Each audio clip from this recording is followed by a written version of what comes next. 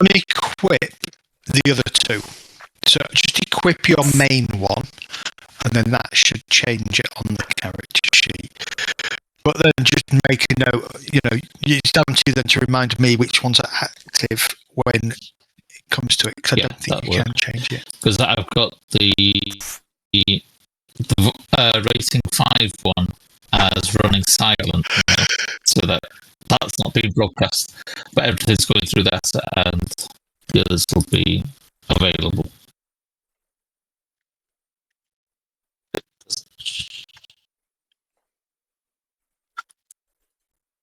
Sure.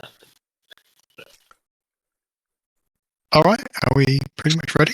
We're good. I'm just adjusting cameras because I need to find another way of doing this. Cameras, lights, action. I'm just going to pay for Zoom so I can do it that way. That's interesting. That could be why. You can only have one down as equipped at a time. If I click on another one, it switches. I had all three ticked because of the impulse, I guess. Okay, that makes sense.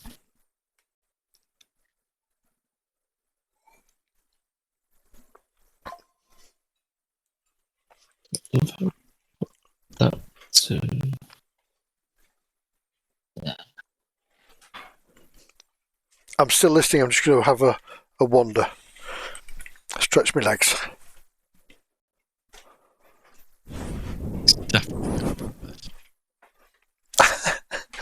I'm best beyond push to talk. Yeah. Apologies if anyone's streaming. No other way or not. Yeah, we're live. We are live. It's not number one, it's a number two. And there's the depth chart. Just like, oh no. But my apologies. My tone was absolutely appropriate for the rest of the I just ran with what I was given. If you lead down a dark path, I will follow. I was having a look earlier that Discord doesn't have a way to use AI to transcribe your voice chat, which is or profanity filter. Or a profanity filter. Yeah, fuck that. We don't care about those.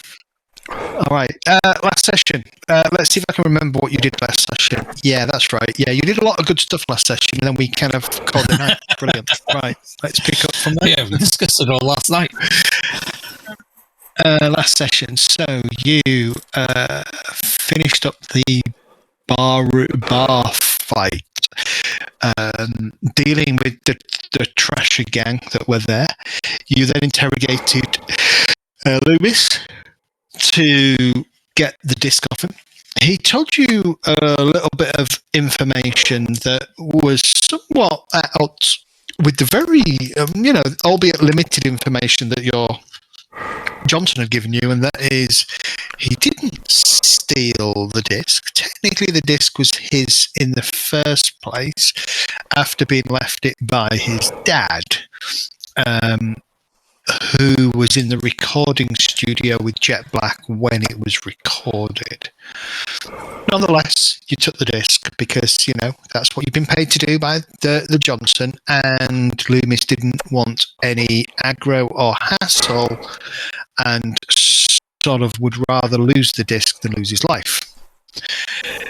You then spent some time, realizing that the disc was indeed a pre-crash optical disc. You needed to go back to cathode glow in order to get a player that was able to play the disc. And then Threadreaper kind of wired his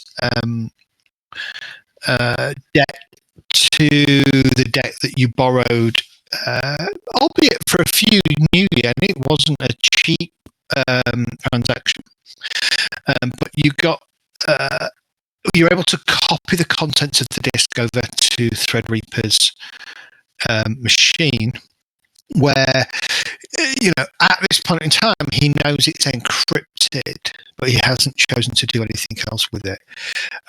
You then left the cathode, and again you sort of went separate ways to... Well, actually, no, you didn't, did you?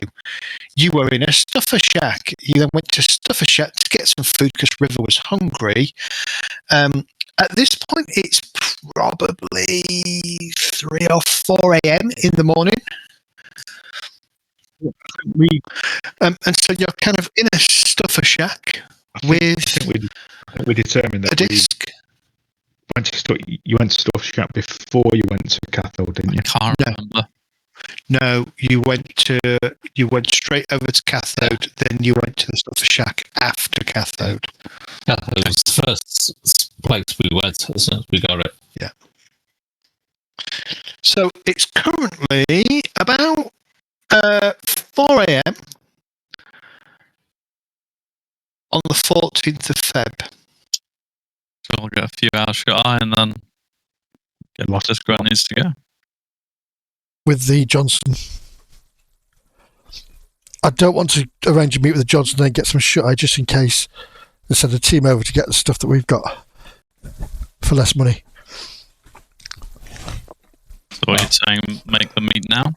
No. We get some sleep now and then make the meet when we wake up.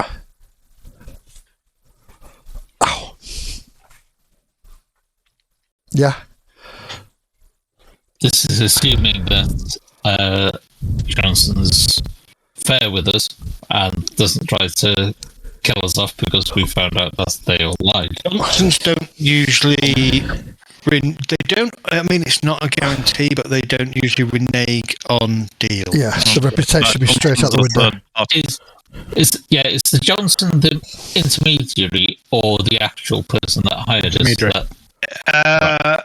No, I'm talking about an intermediary. Very occasionally, it's the actual person trying to disguise themselves as a Johnson. Right. So, but as far as you know, he has an employer. Yeah, it's the employer. I'm half expecting to backstab us rather than you start backstabbing lots of Johnsons. Rep gets around you. Find it very hard to get work done for you. Believe it or not, the shadows are fairly honourable in that sense. You know, you don't fuck me up, we don't fuck you up. It's not to say they won't then take a contract out on you. Correct. Afterwards. But I'll pay you first. Yeah, well, it's the person that's hired him that I'm worried about because we have no idea who the hell it is. Nope. That's always the case. That is 99.9% of the time. What's up with Discord? Very rarely do you want to know. Oh no. Nothing, Mehdi, it's fine. Yeah. No, you were really, your voice was slowing right down though when you were talking. Like it was just about to turn off. Okay. Not fair, it is. All right, for us. Weird.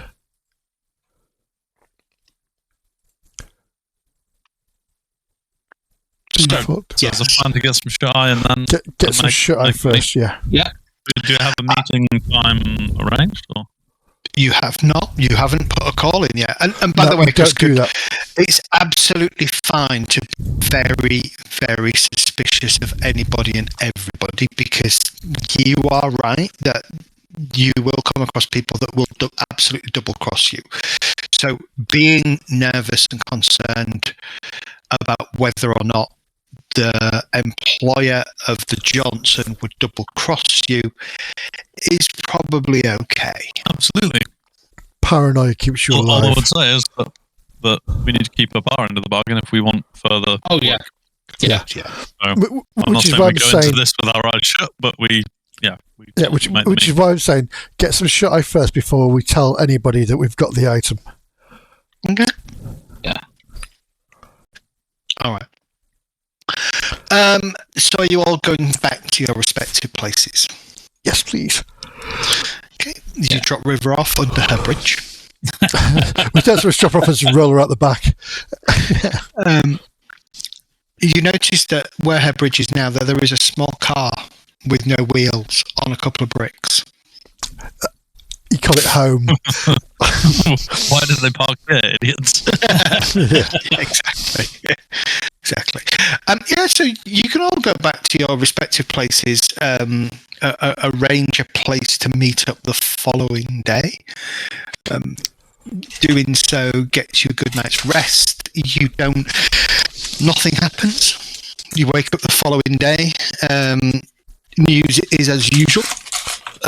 Generally, the news is talking about Governor Brockhaven and the upcoming Prop 23 vote. Ooh. And Prop 23 at this time is all about whether or not the Orc Underground of Seattle should be recognised as a legitimate district in Seattle. Which it should. Oh, well, at this point in time, there is a lot of people advocating for it not being recognised. There's also a lot of people advocating for it being recognised. As an orc, you would be all for it. Oh, yeah. Unless you were playing the other side. Well, yeah. If you're batting for the other side, then, you do not have to be all for it.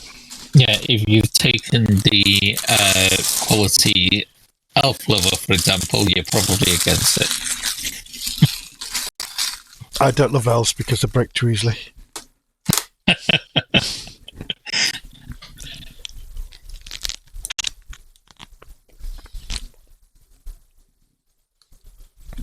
Question. Hopefully a decent answer. Edge. To recover edge. Resting? Recover edge. Let me have a look. You don't recover all of your edge resting. Meal and asleep. Unless you've got insomnia, in which case you've got to make a roll.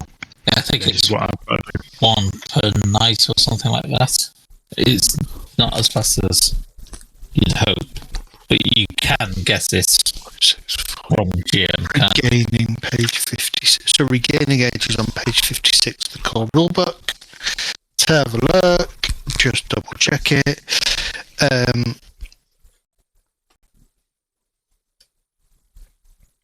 Yeah, you get 1 point of edge back after a fulfilling meal and a good night's sleep. So I'll give you all 1 point of edge back if you've spent I've got to make my insomnia check. Okay. Yeah, I haven't used any.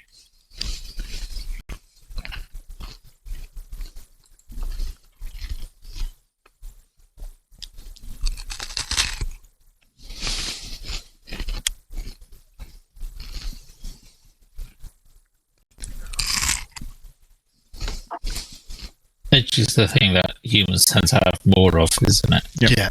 Unless they spunk it all down. Yeah. Right. Okay, so I've got to make an intuition and willpower as a 4 test. Hi. I think I've got somewhere. Put some out. I'll have it later on. Cold or hot? Cold, please. Much better. That's good. Much Do you know your character name?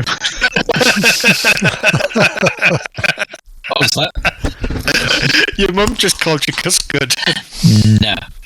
Just if it was a custard on the apple pie that we didn't have last week because it wasn't cooked. That's the other character name, and then in a Yeah. apple pie. I'm going to have... Well, Eddie's got Eddie. grandma apple pie. Yeah, that's Eddie. Like I said, that name is taken. Oh, make you roll. Why's that not come through? So, I figured out how to fix all these, actually. I know how to change your roll. So, let me open your character sheet for a second. We'll fix this on the fly. Set this up once.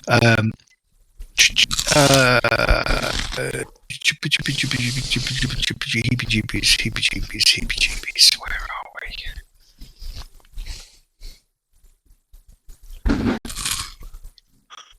I had a dice. I had that as set as a dice roll. Right, where is it? I can't find it.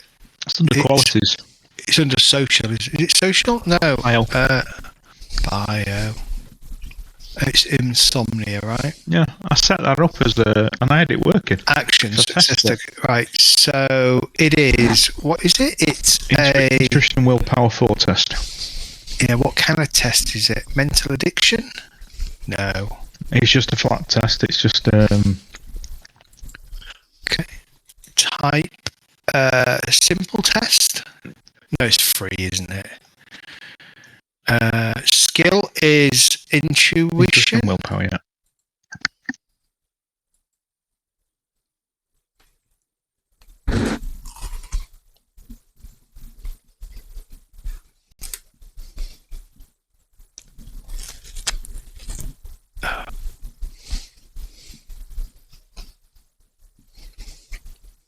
target levels for?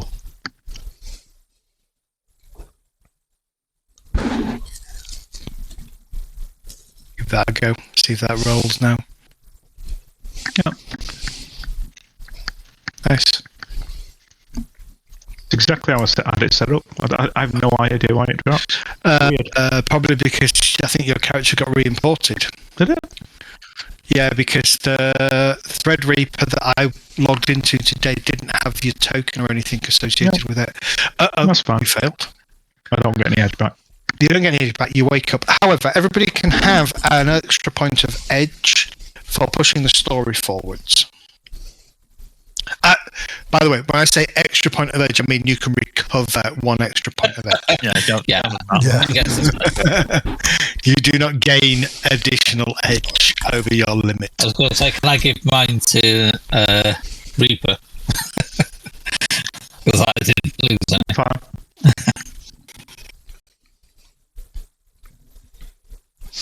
Do you know how you're saying the import worked? It didn't. It's exactly the same catch sheet as what I've already got. Didn't be.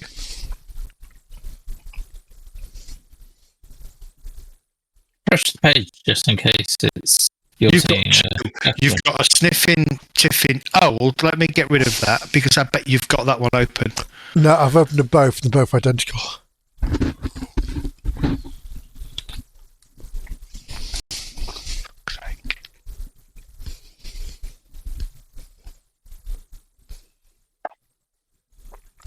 Don't worry about it. I can't see us doing combat this week, so let's just. I don't understand because I took the JSON you gave me, I pasted it into the character sheet and I imported it there, so it should be a brand new character unless you pasted the wrong JSON. That's always a possibility because I'm a bit slack out that way. It's just you might actually be quicker to just build it by dragging all the items from the compendium and just manually updating your totals in here. Yeah. Genuinely, just have your 2 screens with your chummer file open on one page, this on another, and just start dragging things out of the compendium because I just find that import to be very flaky. Mm-hmm. On my system, I don't know why. It works fine for Sorentar, so I don't know why. Anyway, okay. So you wake up the following morning having a relatively restful night in your respective locations. Where are you meeting the following day? Let's go somewhere to get breakfast and then we can get River some food. Because she's got a busy day ahead. Well, what time? We've got a busy day ahead, have I? Well, you will have, yeah. So lubricate that throat of yours. Already negotiated on the price. What time is the meet? What time are we meeting up? About 10 o'clock-ish. Well, Okay. trying to go for lunchtime. Don't leave it too late.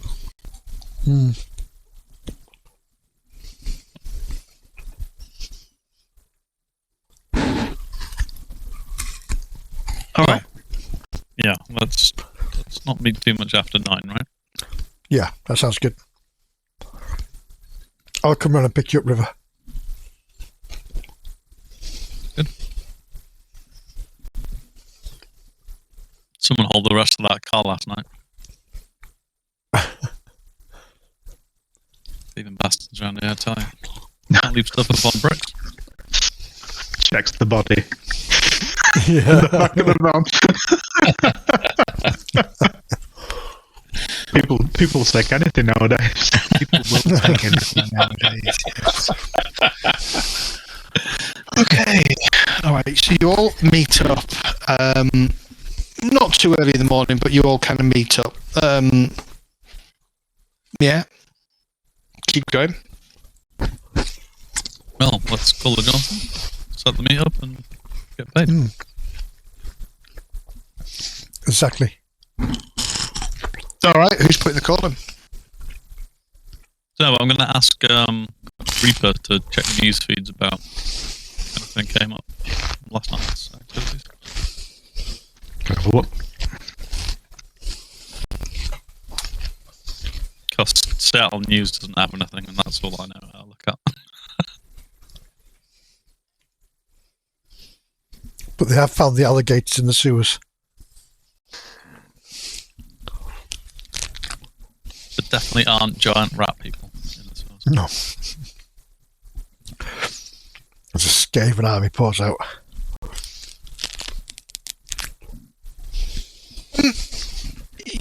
So you kind of browse or kind of pull up the Trid feeds and start sort of kind of keep an eye on the news feed. The only thing that grabs you in terms of sort of anything interesting is a note that the a small sort of personally owned bar in the Barrens known as Oda was caught in a crossfire when several members of the Ancients attacked several members of the Trasher gang, resulting in several fatalities. Lone Star and Night Errant are currently investigating, and you see a picture of obviously sort of like a drone, like an I Spy drone, like a camera for the news feed, of what appears to be a rather large hulking troll pointing direction, or seems to be talking to sort of 3 or 4 other fairly well-armed individuals. And in the background, you can see a couple of meat wagons and people clearly bringing out body bags, and they just toss them in the back of the meat wagon. Well, because we didn't leave many.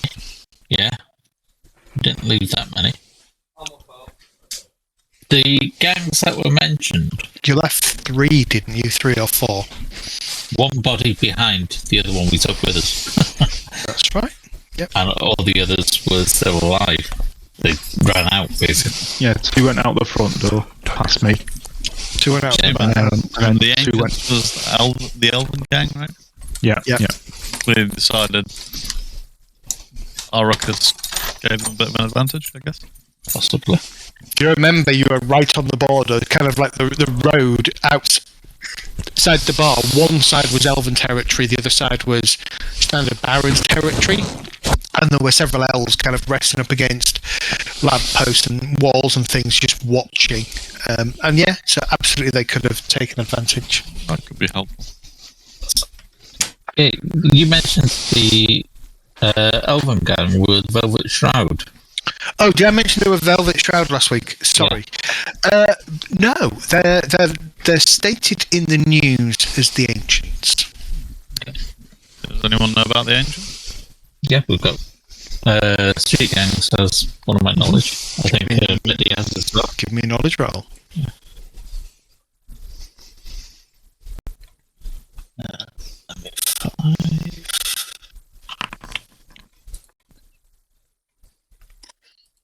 Those are good results considering the number of dice, but Where would I find that? Sorry. It's 1 success, so that's fine. It's a success, right? You're pulling up information. Street gangs, so it would be Gangs of Seattle. Just click on that and hit roll. Sorry, whereabouts is that? Sorry. On your main page, under your skills, under your got it. Sorry. right hand side. Yeah. It's one of your knowledge. It's one of your personal knowledge skills. Okay. Yeah, I mean between Cuscud and Sniffin, you know, the Ancients are effectively They're the largest elven gang in the world. One of the largest gangs in North America. Sniffing, you recall hearing something somewhere, probably during one of your cleaning jobs, that membership at this point is something like 16,000 members. It has a very healthy annual income of of hundreds of millions of new yen. I mean, this is top tier gang. This is like, I suppose it's like the equivalent of a Chinese triad.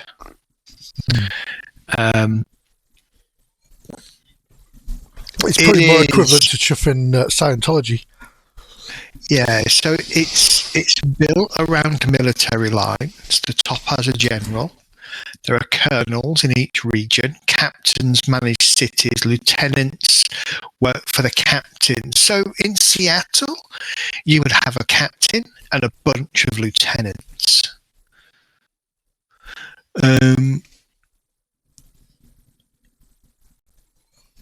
Let's have a look. Seattle is part of the West region that takes in Seattle, Los Angeles, Vancouver, Portland, and San Francisco.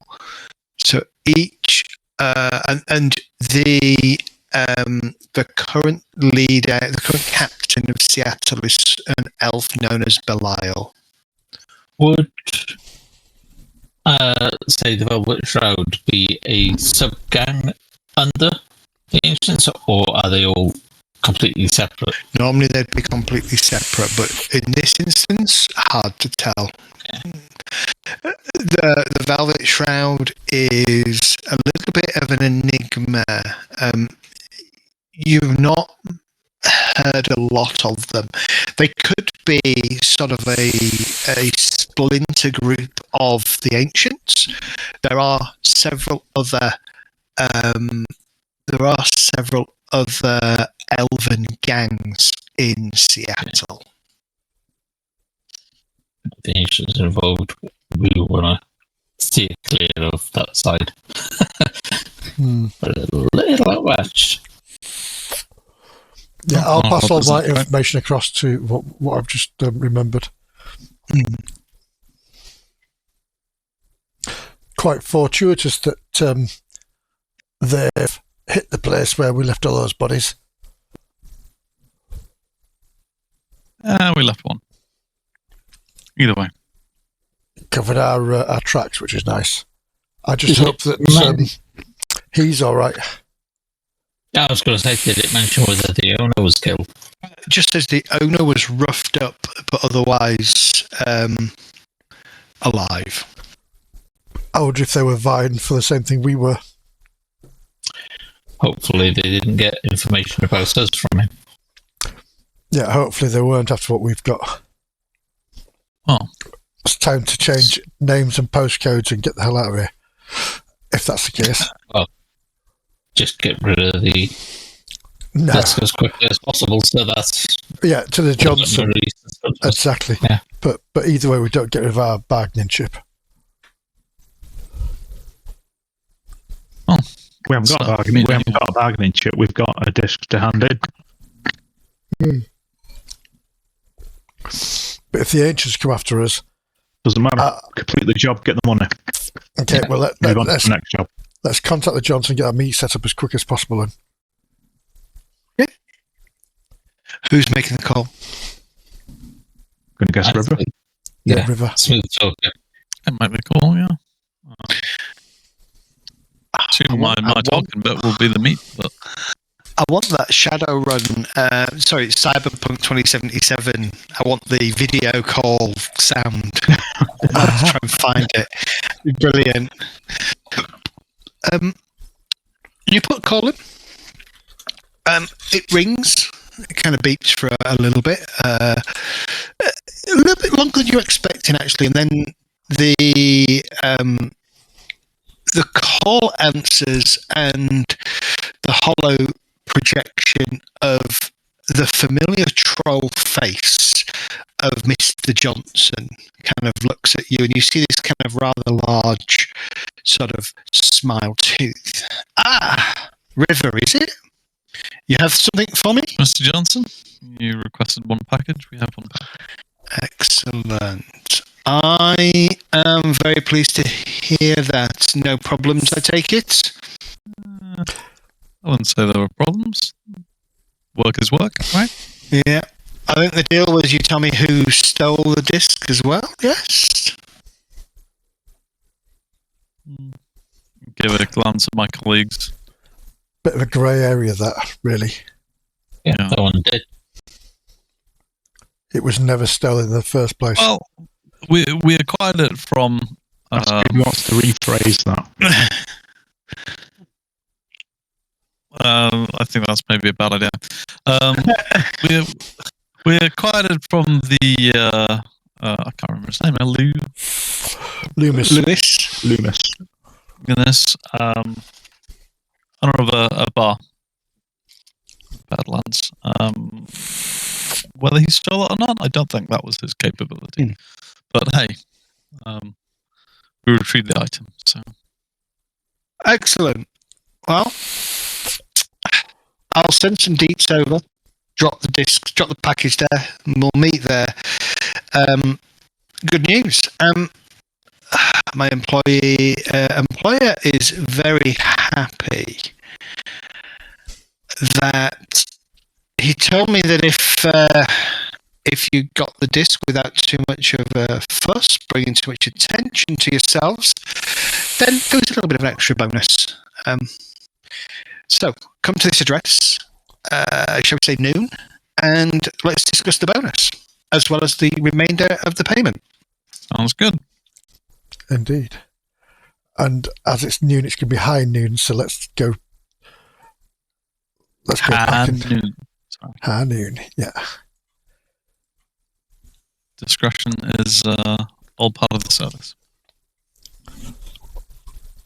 Well, once you get the address, I think we have a retcon of it first. Yeah, check out if we know anything about the area and anything we can use as our advantage in case something goes wrong.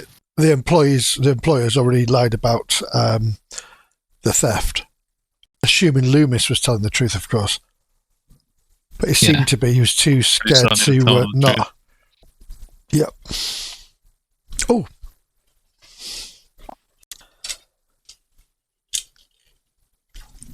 Sorry.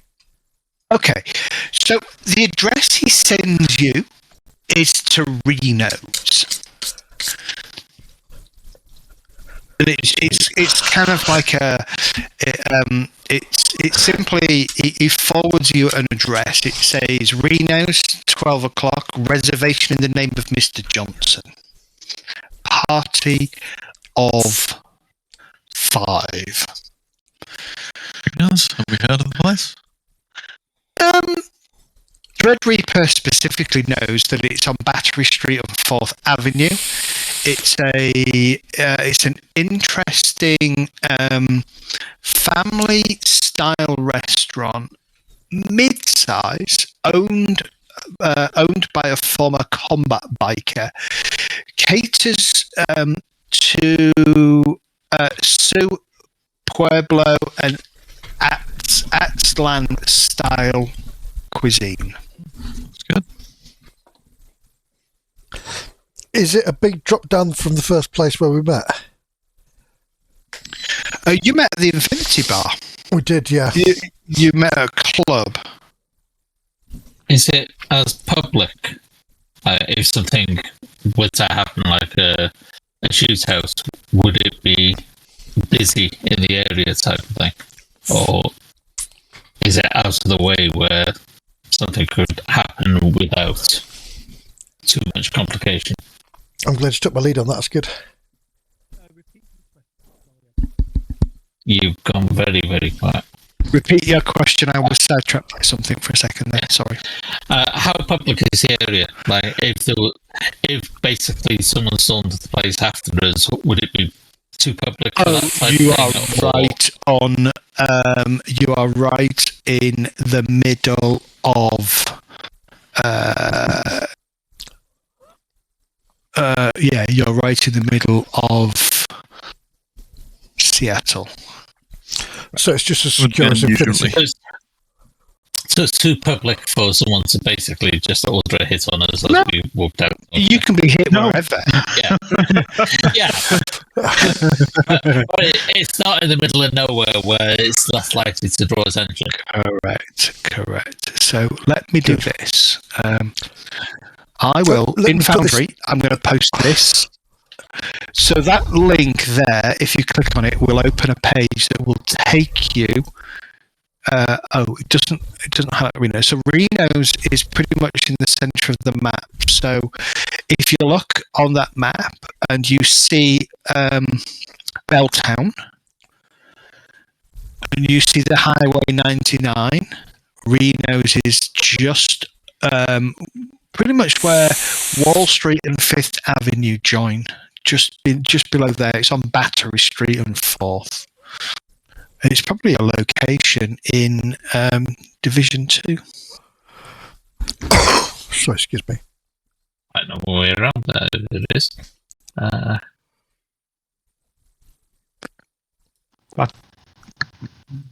Battery Street and 4th. Yeah, give me a second.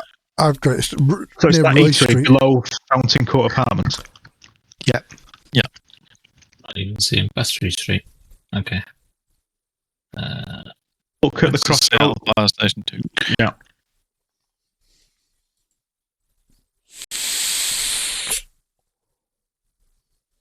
The big crossroads of Denny Way and what's that one called? I see Battery Street now, yeah. Yeah, Okay. great. Yeah, I was looking further up to the northwest of it. I've got Northeast of 4th it. Avenue. Yeah, I've I got- see 4th and Battery Building. Now, give me a minute. I'm just trying to pull a map together for you.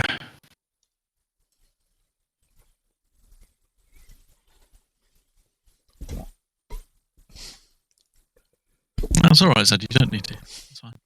No. It's. I've almost done it. I've almost got the map for you. Because, with Kuska talking about a hit and stuff, I just thought, well, you know what, why not? Reasons. Do you want to elaborate on that actual turn of phrase? You mean create the map? Why not create the map? Or There you go. why not arrange a hit? There you go. That's what I was pulling together. So that is where Reno's is. That map, by the way, that Google map is a real map of Seattle, and then some people have just added over time locations to all the hotspots and major places of POIs and stuff for Seattle and ShadowRun. It's awesome, that map.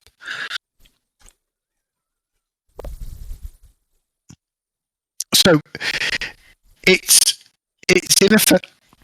in a public place, but it doesn't mean you would be safe from somebody who was determined to take you out. Yeah. It's as safe as anywhere, though. Corporations will send their hit squads against you wherever you are. And if you're in the corporation's territory, they can get away with it. See, Amazon's still going off around back then. There's an Amazon Otter there. Exactly. Okay. There were another So- mega cool. It's probably 2.5 hours out before that time for the meet.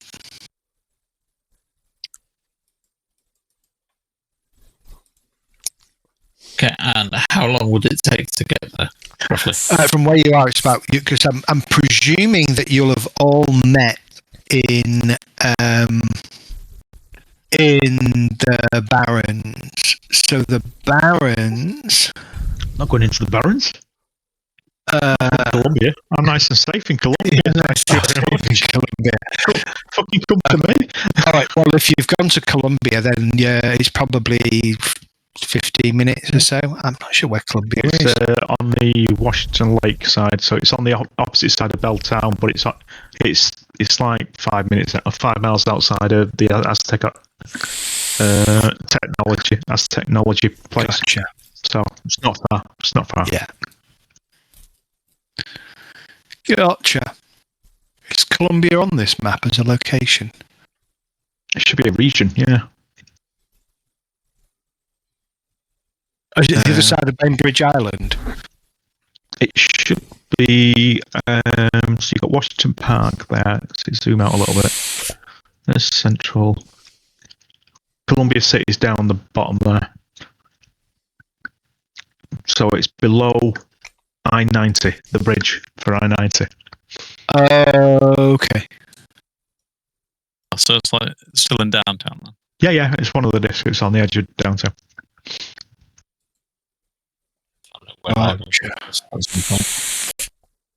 Gotcha. Okay. No worries. All right. So you can meet somewhere near there, so then getting up into downtown from where you are is probably a 20 minute drive based on traffic. Maybe a little bit further, actually. It tends to take a lot longer than you think, but cool. Yeah. It's longer if you're on a bike. Oh, even in a van, than it does on a bike. Yeah.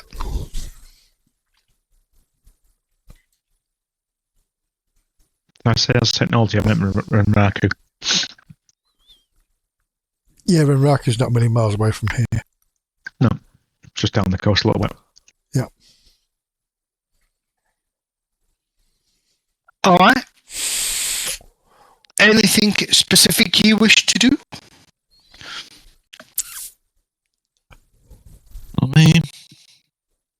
Not I can think of.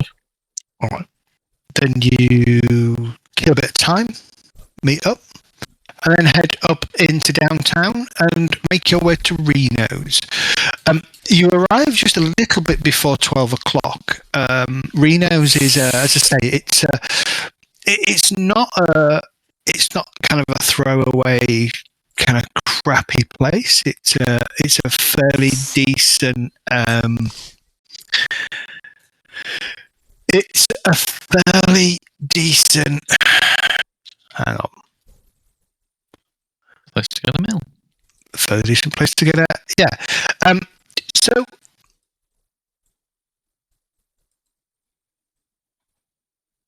Yeah, I'm just trying to look if there's anything specific about it. No, there's nothing specifically called out beyond what we've already said. It's owned by a guy called Reno Payat, a former combat biker. It's probably catering for a number of kind of corpo wage slaves at this time of the day. It's sort of table service, but not ostentatious or super expensive. And as you kind of walk in, there's a youngish kind of human. She has some cyberware on her, probably her eyes, maybe her ears or something, and very well dressed. And she kind of smiles at you and says, "Can I help you?" Party for Johnson. Party for Johnson. Yes, I have a party of 5. There are 4 of you. Which one of you is Mr. Johnson? I think Mr. Johnson will be joining us separately. Oh, okay. Yes, follow me. And she kind of takes you into sort of the restaurant proper, and she sort of sits you in a sort of a corner booth area with a large round table, with seats for 5, possibly for more likely 6 to 8 people in total. And she sort of sits down. She says, "Please, ARO will provide you with the menus. Just order from there and we'll bring them out shortly." Thank you very much. I'm going to put my back to a wall, a solid load-bearing wall. Okay, you can put your back to a wall. Not a problem. I'm really badly trying to view the menus on my phone. Okay. And then your phone goes off with a diddly-dee, diddly-dee-dee. Looks like that, man. Yeah, there's a whole bunch of different things. Obviously, it caters for 3 different kind of tastes: the Sioux, the Pueblo, and Aztlan. Food ranges from a few new yen to sort of 50, 60 new yen for the most expensive dishes or the most expensive drinks, etc. Oh, can I order my food in Atlante Spanish? You could.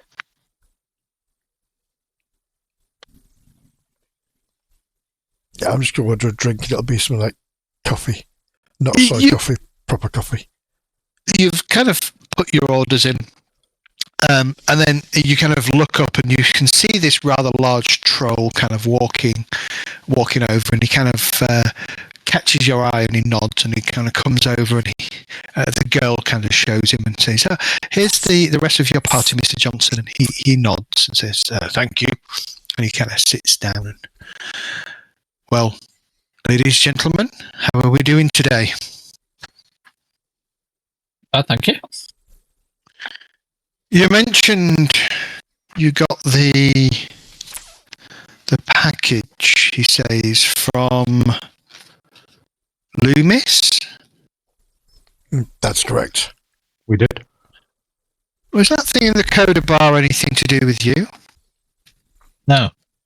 Not the ending, but the start, possibly. Didn't leave any trace? Didn't leave any possible future opportunity for misunderstanding? We left Loomis alive, if that's what you mean. That's always good. Excess bodies are always expensive to clean up. Well, As I said, the one you have the person we did package? get. Please carry on, he says. I apologise. The one person we did unfortunately kill, we have disposed of the body. He frowns at you. He says, let's keep the noise down, shall we?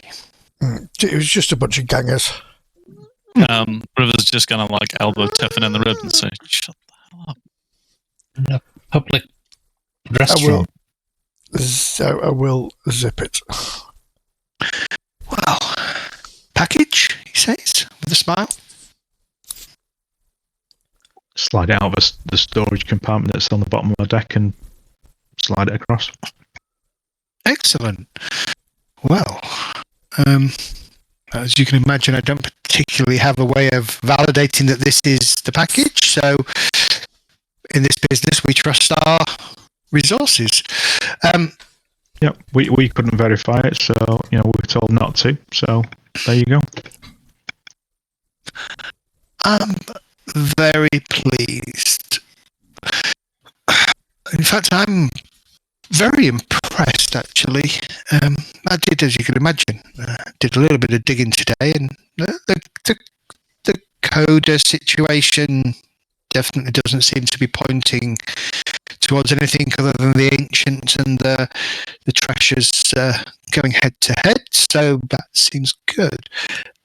Yes, as I mentioned, so I believe our original fee was 13,000, correct? Yep, that was the agreed amount.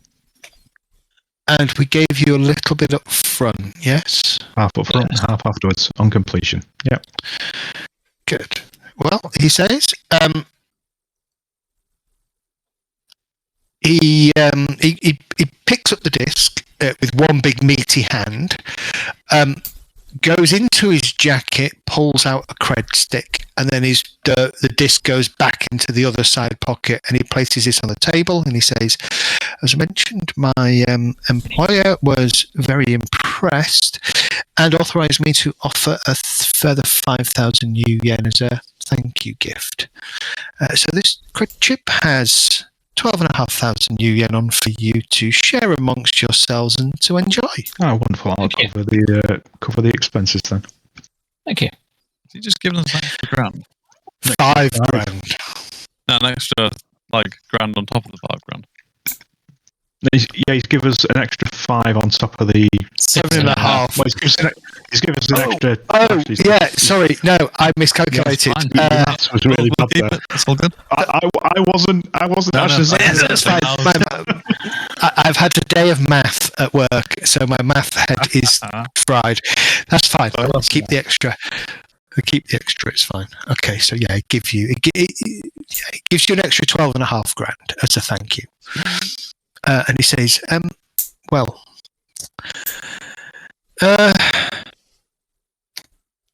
I've put 500 new yen behind with the cashier. Unfortunately, I need to take my leave, make sure the disc gets to its rightful owner. After all, there are a number of interested parties that are looking for this, and I need to get it to them as quickly as possible. So, if you don't mind and excuse me, I will keep your details if I may. You never know when I may be in need of further assistance. Absolutely. That's good. If you know anyone else looking for a decent hire, then we're available for work. Oh, I'm sure I can keep my ears out, and if I find anything, I will pass on a referral. Thank you, Mrs. Johnson. It was lovely to work for you. Smiles? 5-star review on Trustfully in that. Yeah. 5-star review on Trust Runner. Yeah, Even paid us extra grand on top of the bonus. I know, because he can't do math. Bonus for a bonus. Okay, well, interesting. Shall we? Let's do a bit of math. Oh God, do I have to do a bit of math?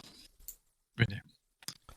Yeah, this is where we end up with 100 plus karma each because he doesn't know how to do math at the moment. Too many zeros on that. I'm not saying anything.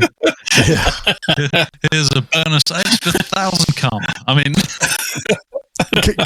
Can you have a whiskey before you start doing the math? Okay. Each of you can have 7 karma. Ooh. Okay.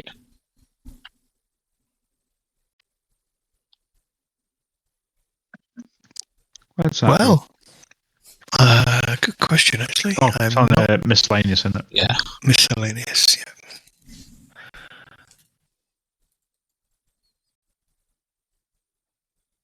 here's a question. How do we use that karma?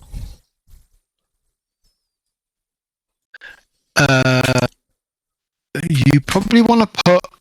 So you want. Ooh. I don't know the difference between karma and career karma is actually. Yeah. Oh, okay. That's Hang what on. you've got in your career, and Yeah. Yeah. So career karma would be Running total. a running total, and I guess karma Probably would be got- how much you have Yeah. available the to difference is what you spend. spend. Yeah. Yeah. On top of that, let's look at some additional things.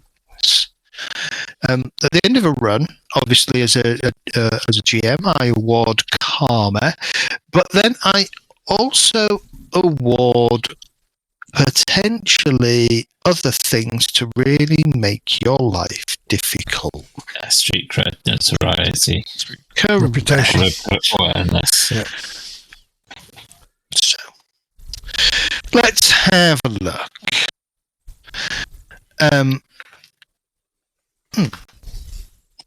I'm just having a look. Okay, so so first and foremost, for every 10 points of karma you earn, your street cred increases. So bear that in mind.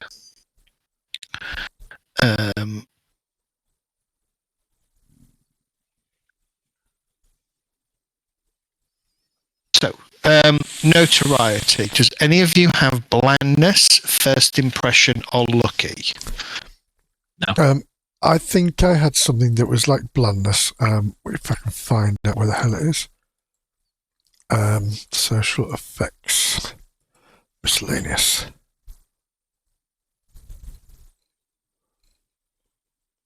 I had the one that was like not noticeable. Was that blandness? People don't really take notice of me.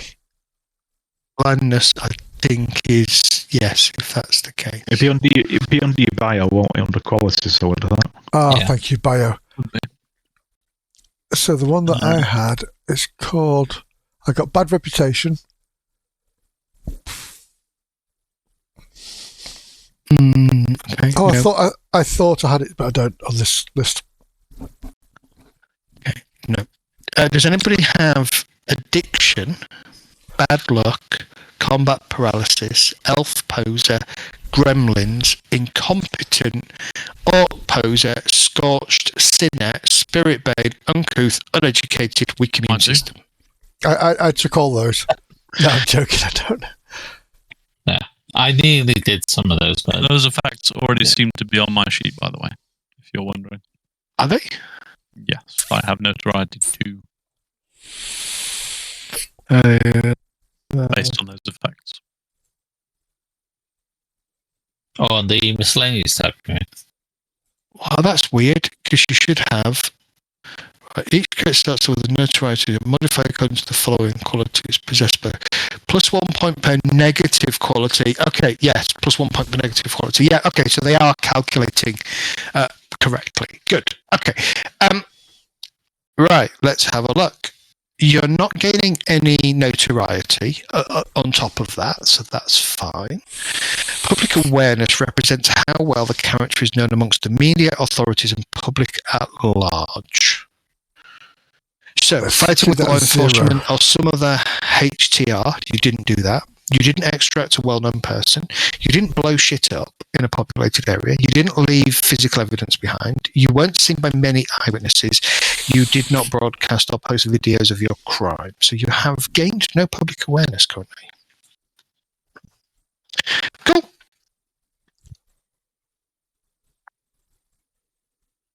All good? It sounds good. Yep. So we gain nothing.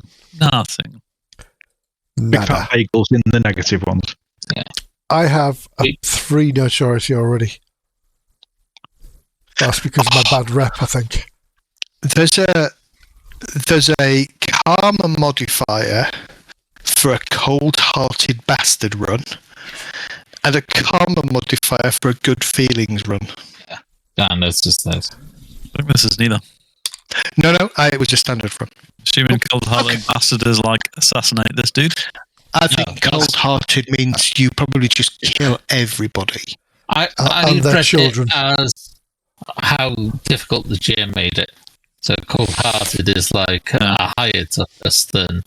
Yeah, right. But you get less karma for it because you manage 2 penalty. I think it's if you know you're doing a bad thing when you go on your run. Yes. Right. Okay. You knowingly know you're taking money for doing a bad thing.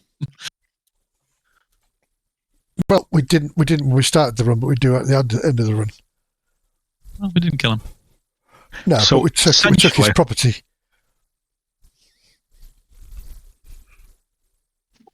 That's far from the worst we could have done to him. His buddies tried to kill us. Yeah, he did try and kill us. So yes, I'm not shedding any tears over doing it. I'm just pointing it out. No. A run that makes you cold-hearted bastard would be wet work, helping corpse, oppress people, drug running, human trafficking. It does net you an increased cash. Oh yeah, it's on the cash rewards table.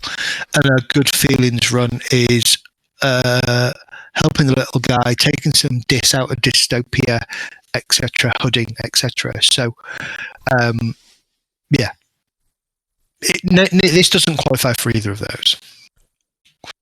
Okay, so you have your pay debt. You have your first, as a team, pay debt. Okay, so high fives. Overall, we got 19,000. How much was your expenses, River? Because I know you had some. I know I had some. So I didn't have a lot of expenses. Yeah, you used a couple of cheap shots, which were Yen. I used the bottle from that Johnson paid for. Yeah. So that didn't cost anything. Tickets into the gig, how much were they? They were a couple of hundred, weren't they? Yes. I think so. Can you remember how much there was, Ed? Or I've got it written down somewhere. Bear with me. I haven't got it written down because I just throw numbers at you and then forget about 300. 300. Yeah, I've got it written now. And then 200 for the use of the drive. Yep. There you go. Yes. And there was 200 for Drinks with what's my her face. fixer as well. Sorry, what was that? There was 200 for my fixer as well. Was that? Okay. Yes. So 900 overall we paid out in expenses. Okay. Yeah. So whoever paid those out might want to take them back. Yep. And then we'll split the remaining cash, yeah? That sounds good. It was 12,500 he gave us. Minus 900 for expenses. Yep. Divided by the four of us. So that's 2,900 each. Additional cash. On top of the 1,600. That's like a month's rent and dock whacking. That's awesome. Yeah, I think we got 1,625 before we kicked off each. Mm-hmm. And then that's a further 2,900. There you go. You've earned your first 3,500-ish thousand new year. Yeah, River's never seen this much money in a long time. You have to buy some tyres for that car. Or a car okay. for tyres. Just over 4.5 grand, 4,525 on it. Yeah, 4,525. Yeah. We haven't quite passed a month. You've still got sort of 14 or so days, so 2 weeks to go before the end of the month, and you'll either reduce your prepaid lifestyle by 1, or you will be expected to pay for your lifestyle if your lifestyle has a cost. My lifestyle does have a cost. It tends to be in sleep and anxious Cold. Neighbours. Yeah. Cool. Okay. Time is up to you what you wish to do and how you wish to do it. It's not work. I But think, also, yeah. we'd like to do some training. All right. Well, What do you want? I've got a file to crack. That's for certain. Also, Ebenezer might have a side job for me. Mm-hmm. I've also got. I want to know who that fucking mage was, because he was just not. He wasn't a ganger, and he was just randomly sat there. Yeah, is he still alive though after the ancients went in? Yeah, he legged it, didn't he? I mean, you don't know if he's still alive. You'd have to do some digging. I don't know if you want to do some digging.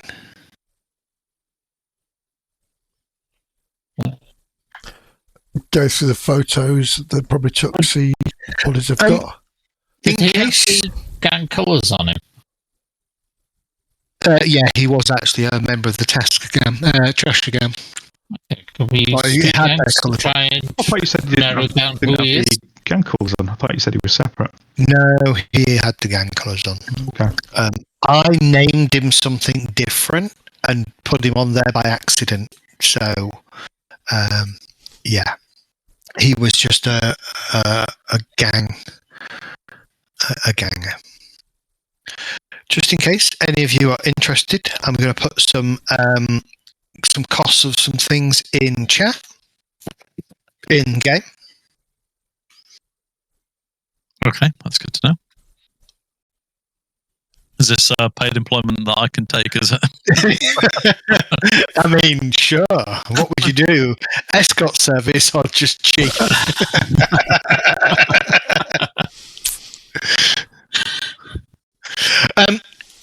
Just so you know, if you're interested, at the end, if any of you have got the Run Faster book / PDF, at the end of the book are prices for basic stuff.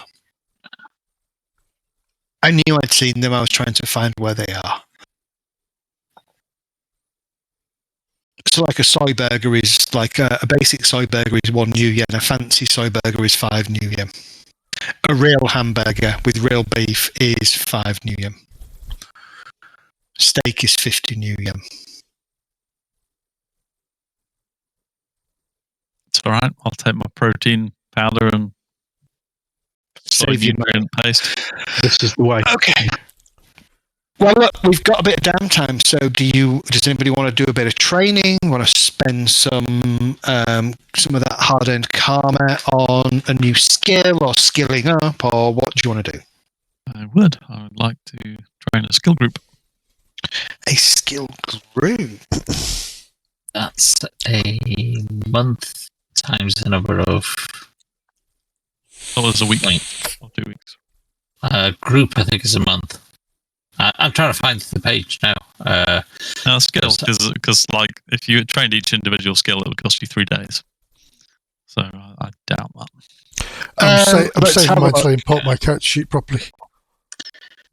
I'm not saying that this is Shadowrun, so whoever edited the rulebook might just improving a skill group is new rating times 2 weeks.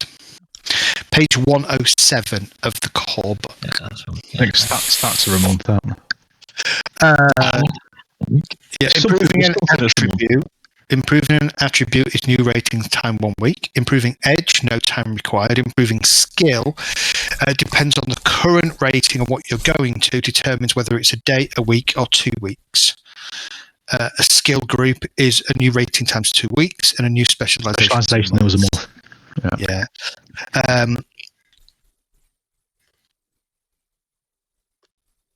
So maybe that I start my training, but we're doing some other work in between. That's how you do it. Yeah, you don't have to spend. I don't think you have to spend the karma until you complete it either. Yeah. So I'm going to begin training. I'm going to begin training influence, I believe. You're going to begin training the influence group. That is correct. Cool.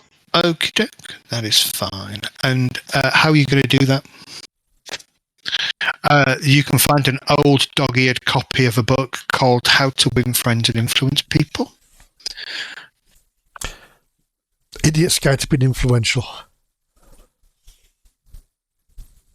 Yeah, How to be like Trump.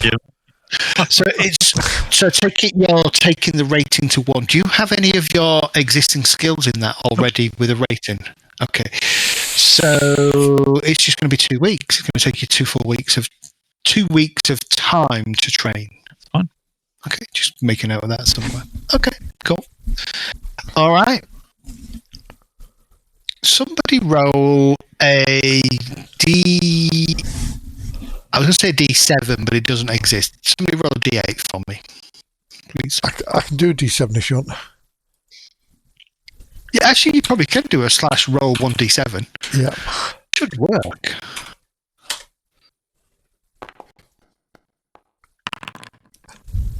That's a 5. Okay.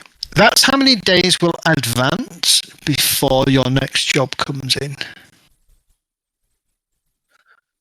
So it will be 19 February. Okay. What we're going to do is going to take a quick 10-minute break. Cool. Okay. Yeah, I really need to get my logic skill up. Apparently, you can train a number of skills equal to your logic rating divided by 2. I have 2. So I can only train 1 skill. I could do 3.5. Well, in parallel, you mean? In parallel. Yeah. Okay. Yeah. Good to know. Good to know. All right. Quick 2-minute break. Grab a drink.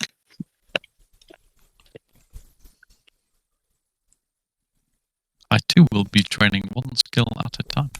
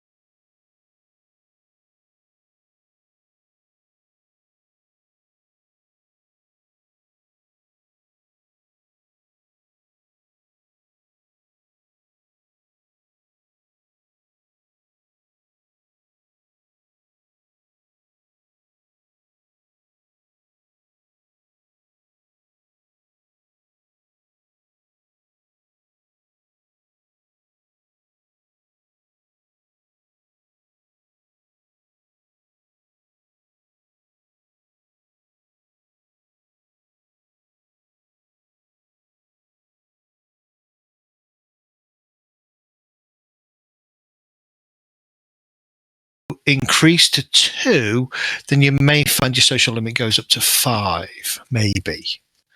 Right. I'll have a look at how we calculate social limit once. Your social limit is charisma times 2 plus your willpower plus your remaining essence, all divided by 3. There you go. Okay. So since I'm the only one that's bored up, everyone else's essence should be fairly high, I would have thought. I've got full essence. No, mine's Yeah. mine's low. Yeah, you're bored up, aren't you? To a certain degree. So I think that's why River is the best character fundamentally to take charge of conversation, because she doesn't have any cyberware.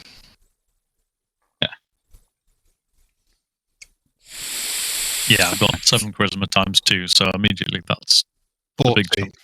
Yeah. Plus willpower. Plus willpower, which is also high, at 5. 19. Plus your essence. 6. 25. Divide that by 3 should give you about 8 and a bit. I think it rounds up to 9, and then I've got some other stuff. Okay. Yeah. I've got social limit of 10 generally, if in close quarters, or 9 if remote. There you go. Okay. During the 5 days that you are not really doing anything specific, do you keep in touch with each other? Do you meet up regularly? Do you just kind of drift and go your own ways? I think it'd be nice to touch base and make sure we're all still alive. Yeah. Probably, yeah. I suspect I know, but I assume we all would check up on River to make sure she's all right under that bridge. That's awfully nice. Yep. Yeah. Help if They just want the Need cheap, someone to they crash just want or the cheap price. Yeah, right.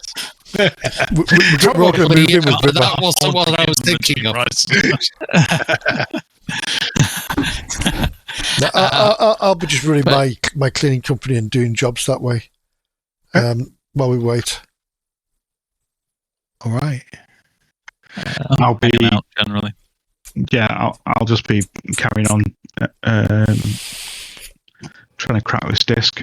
Okay, I want to feed me back updates. Let's start with that disc. Give me a computer plus logic roll, please. Is this a particular task, or is it? It is. Technically, it's a kind of cracked file, but I don't want you to roll a cracked file because that's a slightly different test. That's hacker plus logic. Just give me a computer plus logic. Okay, bear with me.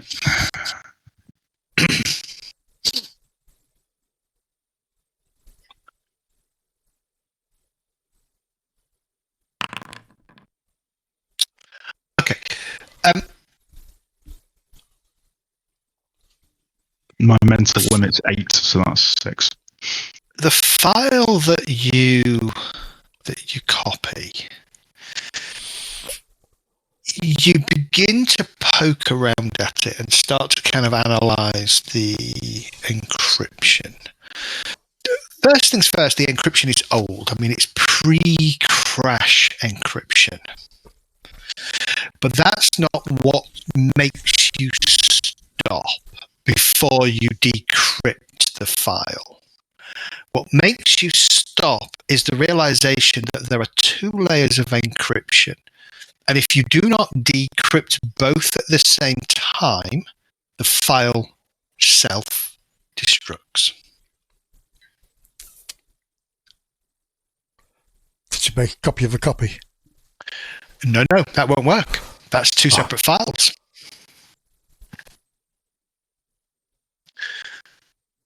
Yeah, but if I make copies and then if I make multiple copies and then work on one to decrypt one and then work on another to decrypt the other. You need to decrypt both encryption levels at the same time on one file to get at the data. Both files appear to have a specific decryption key that you need to provide simultaneously. could it be those clues that we've got? Those quotes. Lyrics and things. Yeah. Yeah. Or potentially giving us a clue on them.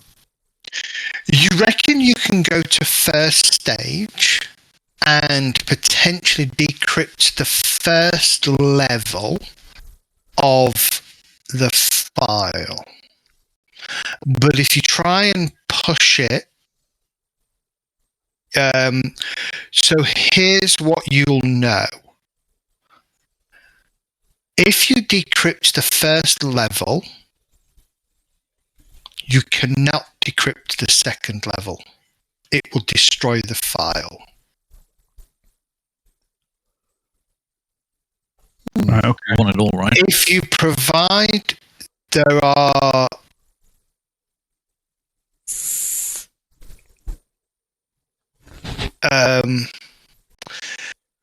so the way the scenario describes it is this. Think of it like a lock with two keyholes. A lock that will open slightly with one key, i.e. the first decryption is done, but requires both to be inserted simultaneously in order to open fully.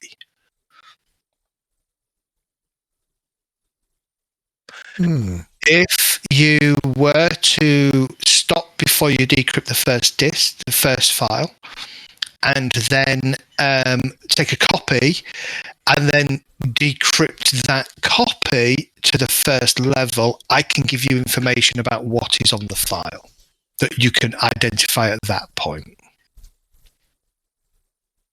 Okay. With no risk to the original material. With no, the file that Threadreaper would work on at that point will no longer he will no Won't be longer able to be able to get it. But if I made a copy, yep, I could work on one, get to that point, find out what happens, and I've still got another copy there that I can then work with. Yeah. That's what I mean. So we've still got that two key requirement is still preserved. Yeah. It's better, basically. Yes, because in its wisdom, it doesn't do anything when you take multiple copies of the file. I would basically have a timer that somehow counted every time you copied, and at a certain threshold, it destroyed the second decryption as well. But that requires a self-aware program. Anyway, okay. So are you going to do that? Yeah, I'll take a copy and then put that to one side in a safe, secure folder. So it probably consumes most of the first day that you're all apart working on this and coming to that realization, and then setting off another copy, and then continuing on the first file to decrypt it. Normally, if you were doing this during the run, you'd need a decrypt plus response. I don't think that. I know that's a Technomancer's thing. You would just need to do a decrypt. I think because this is a Shadowrun 4 scenario, it uses different terminology that doesn't exist in Shadowrun 5. So it would be a hacker and logic test, I think, to decrypt it. But I'm not going to ask you to do that because it's an extended test and you can get it eventually. Okay. That confirms to you that the encryption that's been configured on this disk is very impressive. Certainly for something that's pre-crash, it seems way more advanced than you perhaps would anticipate for something that's 20, 25, 30 years old. Very, very clever, very, very smart. What you do manage to get, though, is you can play the files on the disk at a bandwidth high enough to recognize the music. However, it's still distorted, full of pops and crackles that would prevent you from being able to sell as a commercial thing. And the SimSense component just isn't present, and that's what most people want in 2070, whenever it is. The disk appears to contain 7 files, each one an old-style audio-only song. At this level, you suspect encryption has the sensory and emotional parts locked behind it, but until you can figure out how to get the key for that second part, the second part to unlock it simultaneously, you don't know. The songs range from introspective and angsty ballads to more hard-edged rock numbers. Difficult, though, due to the low fidelity for you to really make out the lyrics. And that low fidelity is deliberate at this level of decryption. The only thing that you can definitely tell is that the singer is male. Very good. It definitely comes over as a professionally produced piece of work, not some kind of angsty teenage garage band. Have you played it backwards? Yes. It says, do your homework. Do your homework. You should do some more digging. Speaking of digging, I wouldn't mind asking a few questions around the more history-orientated Awakened I might know, or maybe that Ebenezer might know. Mm-hmm. And also, I believe Ebenezer required a favour, so if there's a chance to pay him back, I will be up to trying to do that. Okay. What are you going to ask? I'd like to ask about the ancient presence that I felt and the symbology that came with it, which I think was like a cracked porcelain mask, wasn't it? Yeah. Okay. Can you give me your contact roll, please? Can, in terms of the connection? Yes. Is it like double connection or Double connection. Yeah, double connection. Yeah, sorry, I was trying to do three things at once, and I'm trying to remember what the rules was. Yeah, double connection, please. if I go to Ebenezer, click on that, is that going to do? No, that's just going to do that. I can just click this and put the pool in and Oh, for fuck's sake, that's 3 hits. French. 3 hit. Where's Guy when you need him? Because I've got something that's in French. Oh, Google Translate. Okay.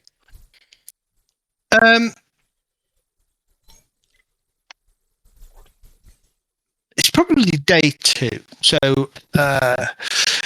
okay, so let's track this. Day 15th. So day 1 when you're apart, so it's the 15th. We get thread decrypts the file. At the same time, independently, River contacts Ebenezer. Just as an aside, can I have Angelica, my agent, also running just a flat search on God, what was it? Seeking enlightenment, finding enlightenment by seeking absent friends. That's right. Just a flat search around Jet Black and that phrase. Okay. Because that was on the case, wasn't it? Yeah. Along with Carrion Studios, which have we looked that up? No. Okay. Well, I could do that. You can get on with River stuff. So yeah, I'll have that done, and then.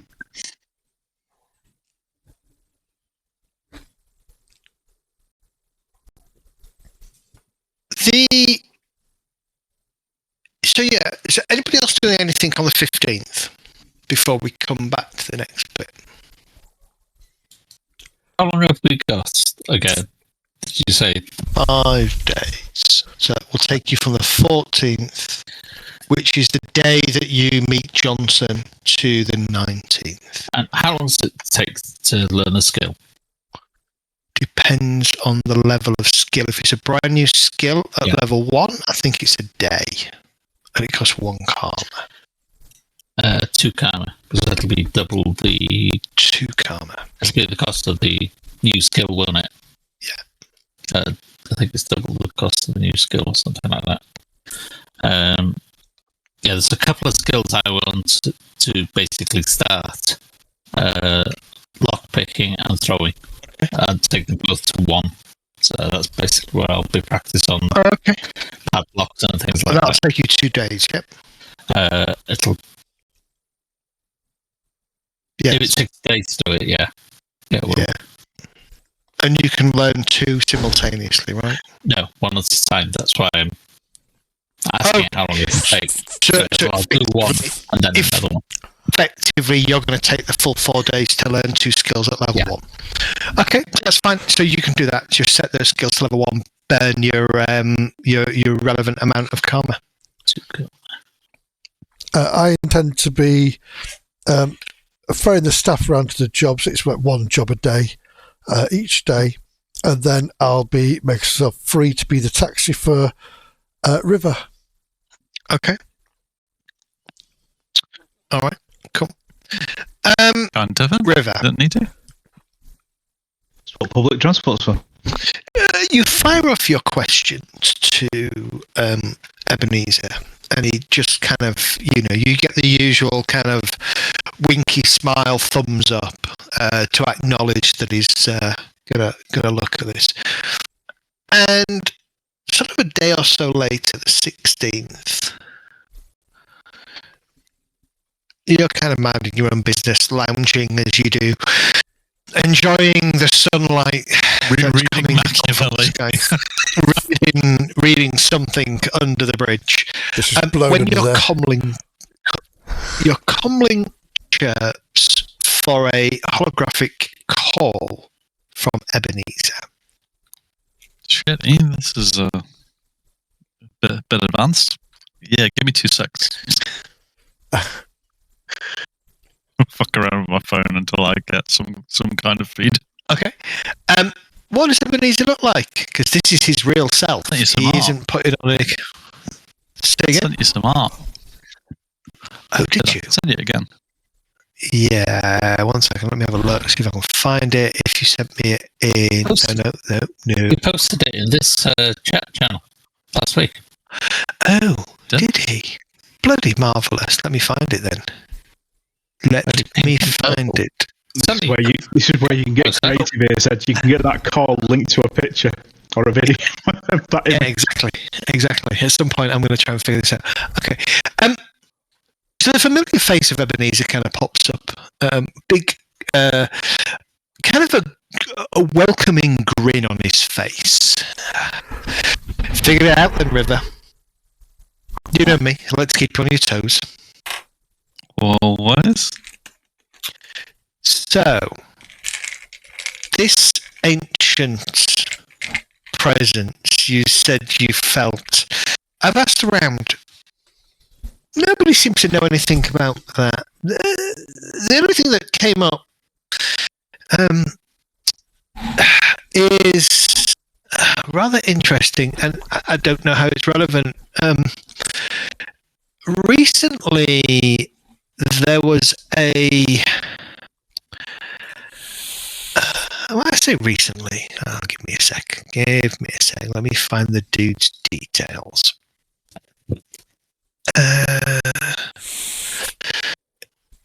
Recently, we'd heard that a Haitian dwarf, chap by the name of Laurent Nazaire, had acquired a porcelain mask for his personal collection.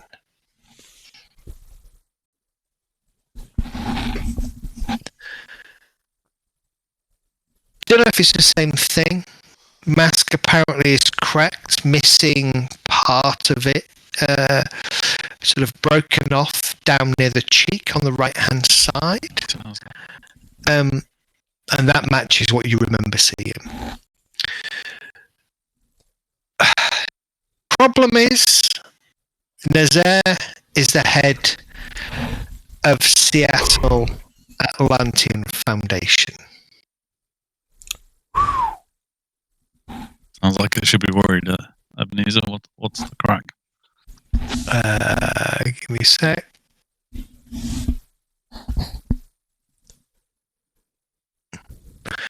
I should have realised you'd ask that question, wouldn't I?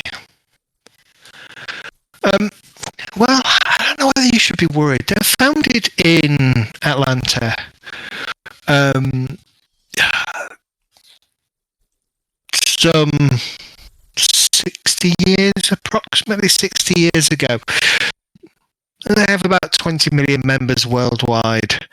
They're basically looking to magical artifacts, originally founded to try and identify and locate the lost city of Atlantis.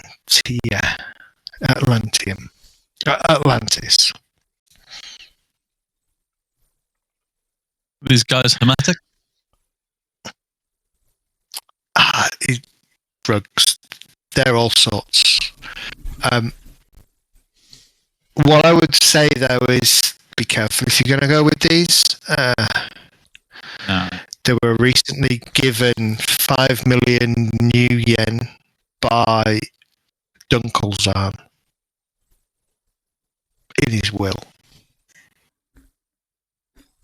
So, for whatever reason, they have the attention of the dragons. Okay. Guys not to fuck with. That would be a good summation. Yes. Maybe it's best I forget I've seen this stuff. Ebenezer kind of shrugs. That's your call. You're obviously interested in it. All I would say is don't go in guns blazing. If you know what I mean? Maybe try and get on Nazir's good side rather than his bad side. Maybe figure out a way to impress him. Get him to show you the artifact.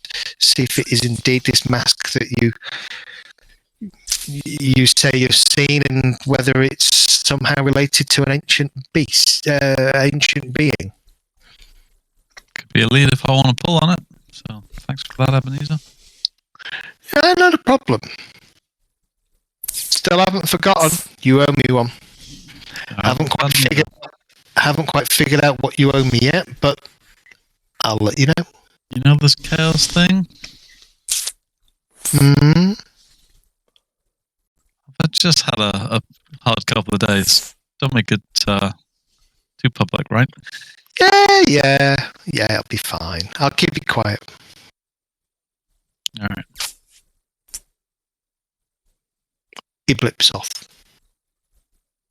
leaving you with like a white static hologram picture with nothing in it while you try and frantically remember how to turn it off. God damn it. Might be worth trying to find something this dwarf likes as an introduction. Can you ping a message through to Threadreaper? Mm-hmm. Just kind of filling them in on that side of it. Okay. You had any luck with the files?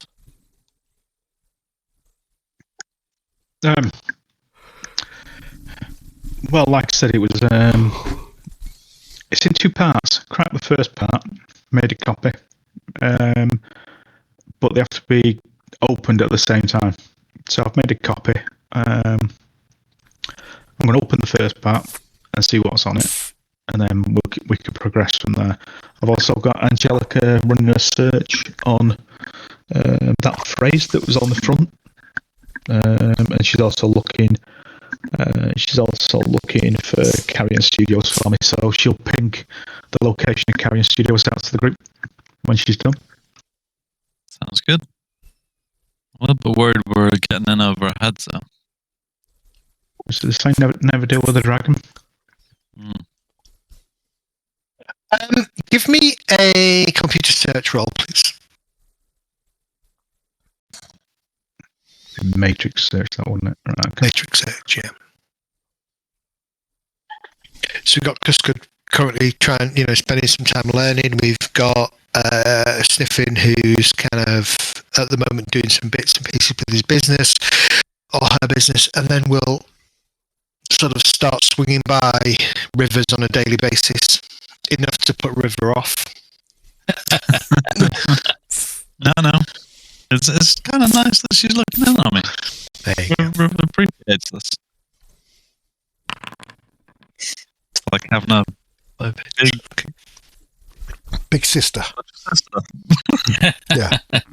Well, Sniffin, or Tiffin, shall I say, views you as our way to get money. So Thanks. she'll protect you. She'll keep you alive and not have you wander off where you shouldn't be. So, is that AKA pimp? Where's to get money and you're protecting her? It does sound. Pimp my skills, yeah. No, you don't let the gold juiced out die, do you? Are we looking for a buyer? Or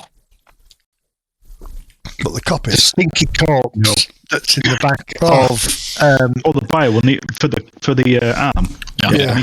We'll need to start that. So you'll need to. Need to That's find the a dock. extended sellings. Yeah.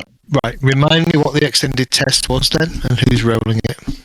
Oh god, it's selling stolen fencing gear. I think it is. Where was it? Let me bear with me. So I saw it on that video. 10 successes, isn't it? So you have to roll each week. Yeah, so it's an extended test, etiquette plus charisma social test, threshold of 10, and an interval equal to the delivery time on the delivery times table. Okay, so bear with me. Delivery timetable. Do you deliver? All the No, time. but do kidney. Okay, delivery Only like- time table would be 2 days because it's probably actually it might be a week actually. 'Cause it depends on it. Actually, a cyber round would be a week. So yeah. I presume I'll roll at the end of each week, right? Yeah. So we'll kick that off as well. Okay. Let's have a look. So it's a cyber arm with a built-in machine gun. SMG, wasn't it? Yeah. So it was an obvious limb, full arm. Cost would be 15,000 new yen. So it's going to fall into that 110,001 to 100,000 cost. So yes. So it would be 10 successes, needing a week in between each roll. Yep. And for anybody who needs to know, it's page 418 of the book.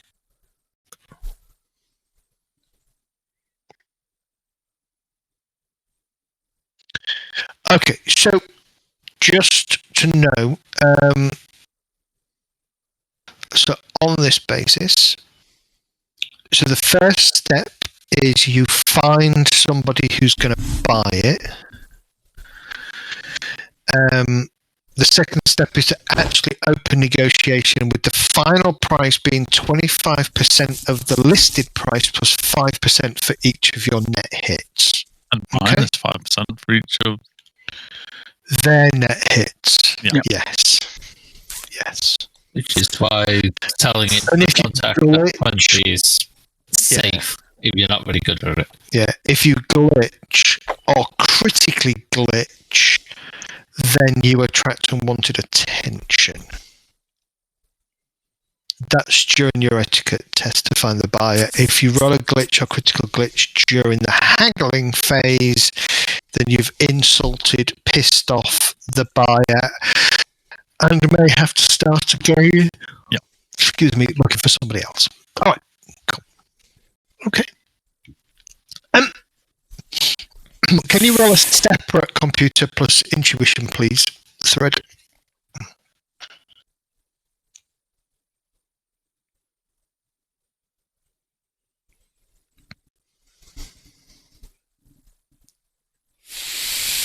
It was 9 dice.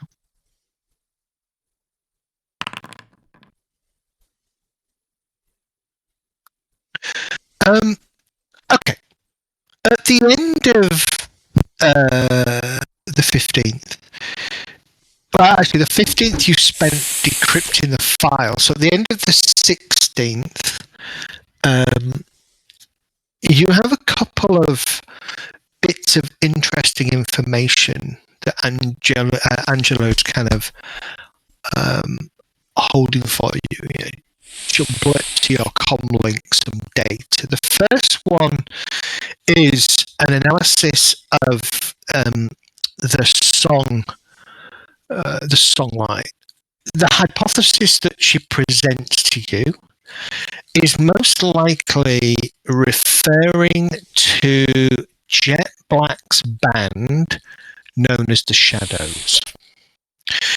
Beyond that, Angela has no. I mean, she's not an AI, so she doesn't offer anything else. Just that her analysis suggests that line refers to Jet Black's original band called the Shadows. The second bit of information is perhaps a little bit more useful. Carrion Studios, at the time of Jet Black, pre-crash, was a very famous and very well-known recording studio in, let's have a look. Atlanta. No, it's going to be on the edge of Renton, not too far away from where Renton and Downtime kind of meet. So probably in Renton proper, so around Hoosa Way or somewhere along those lines. Gives you an address and then tells you, and then kind of pings the map with the address pinpointed and a time of arrival from where you are to get there if you wanted to go direct. And it seems that there is still a building there today. Okay. That's interesting. Yeah, Angelica will have pinged that out to the group. Who's the building owned by? Do we know? Didn't get into that level of detail. No.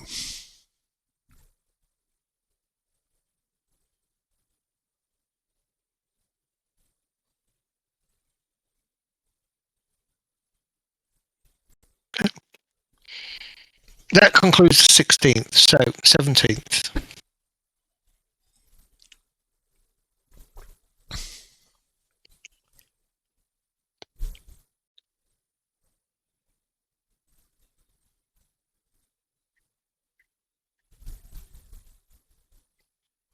What do you want to do? 17th.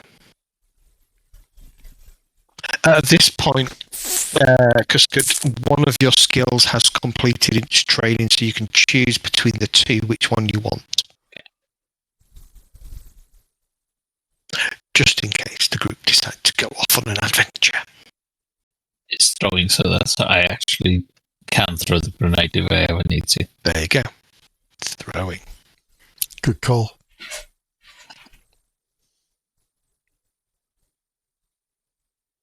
Okay, so what's the plan? Following day.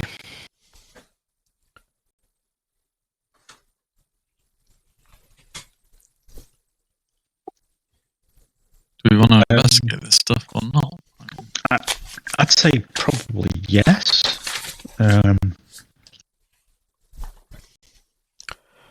We can swing by, can't we? Can we do a search for that Mask of Glass Will Sing Again? Well, River looked into the porcelain mask, didn't you? So yeah, but that quote I've already run searches for that. Oh, sorry, right, okay. And between all the ones that we've got, I think I've already run searches for that. Because I was searching against them against Jet Black's lyrics as well. So.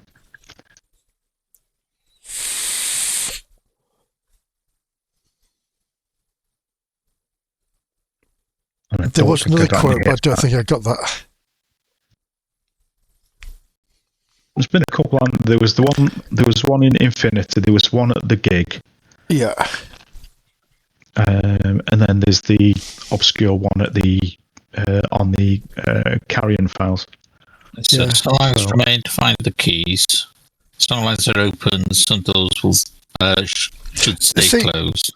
See, that's interesting. Find the keys, and you need the keys to open the file. Mm-hmm. Yeah. Then Mask of Glass will sing again.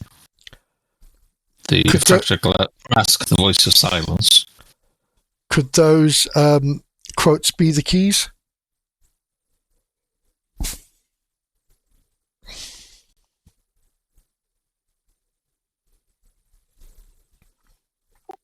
Don't think so. Sorry, this is Tiffany just grabbing at straws. They could be, and I could make copies and try them, but they weren't the. I'm assuming they weren't the keys for the first bit, which would, there was nothing in the encryption to. Yeah, because you know what that key is now, wouldn't you? That kind of use. I've been through that, so yeah.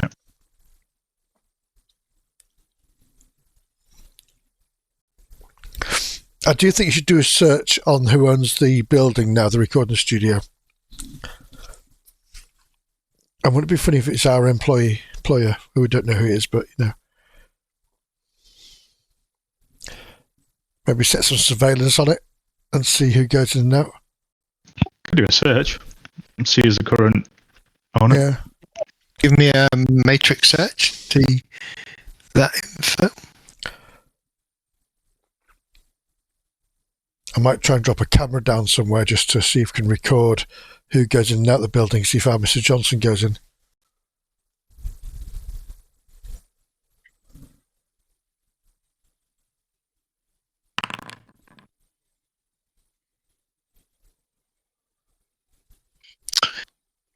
The building is currently registered as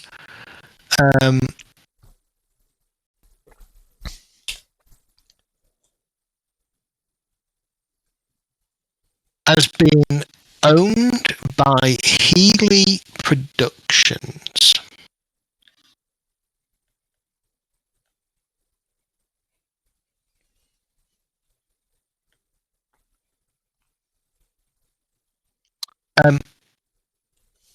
I've just realised I've got some narrative I need to read you because it's relevant. So when you play the disc,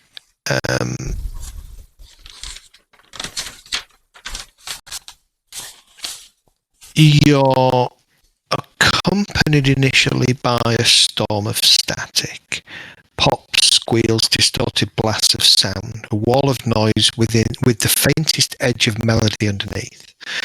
Every few seconds, a jagged guitar riff or a snatch of vocals cuts through, then vanishes into the wash. After a few tense minutes of decryption work, and you begin to peel apart that first layer of decryption, you begin to hear more clearly the music. Across the various songs, one catches your attention. It's a haunting song with hard-edged riffs laced with synths, deep male vocals cutting through the distortion. 7 songs in total, lo-fi, raw, the kind of thing that sounds less like entertainment and more like someone's bleeding their soul into a mic. The tone is heavy, introspective, dripping with melancholy. As I said, one of the songs catches your attention, despite the lyrics being garbled in places, faint in others, and hard to follow. Several phrases kind of slip through. Futility of days, fear of the dark that waits, the mask shatters, but the song remains. And you sit there caught in it, even with the crackle and distortion, the talent is obvious. It's not some garage band throwaway. It's professional and powerful.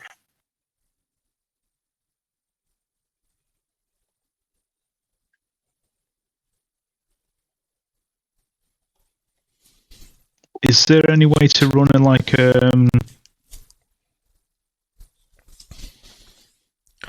Like a cleanup a program. lyric pattern.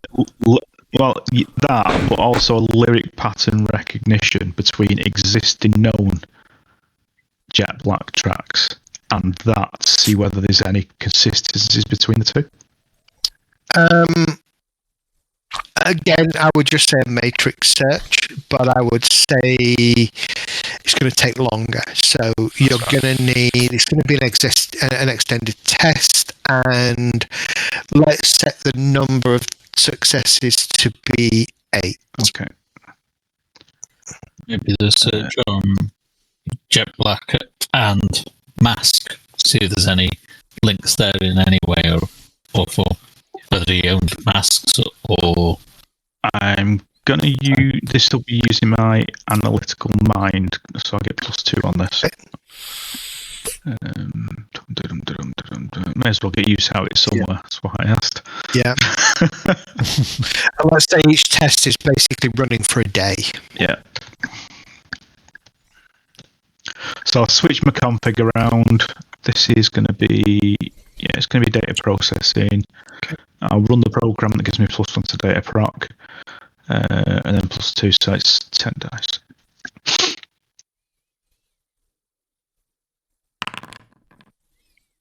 Okay. Just keep rolling. We'll see how many days it takes in total. What's that, day 3 or day 4? This would be day 3. Do you take a dice off on an extended test? Oh, good question. Each time, I don't know.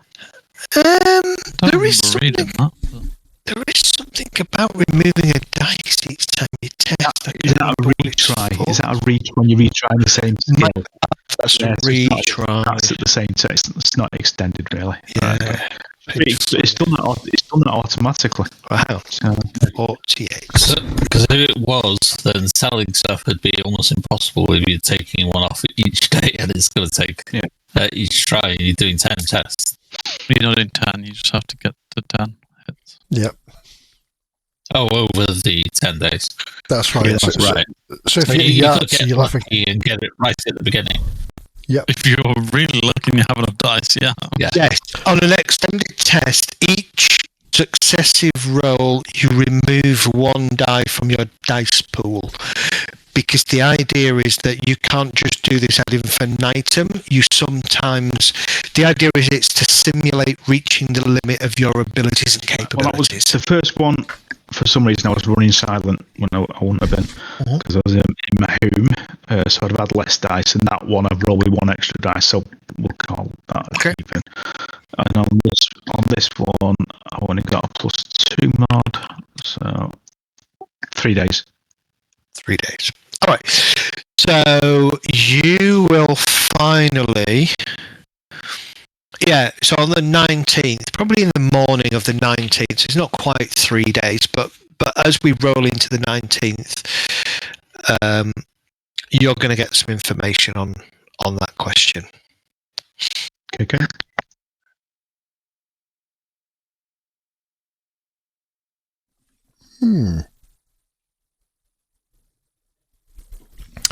So I'm going to drive my van to the recording studio, and I'm just going to park up nonchalantly and just keep an eye out on the place.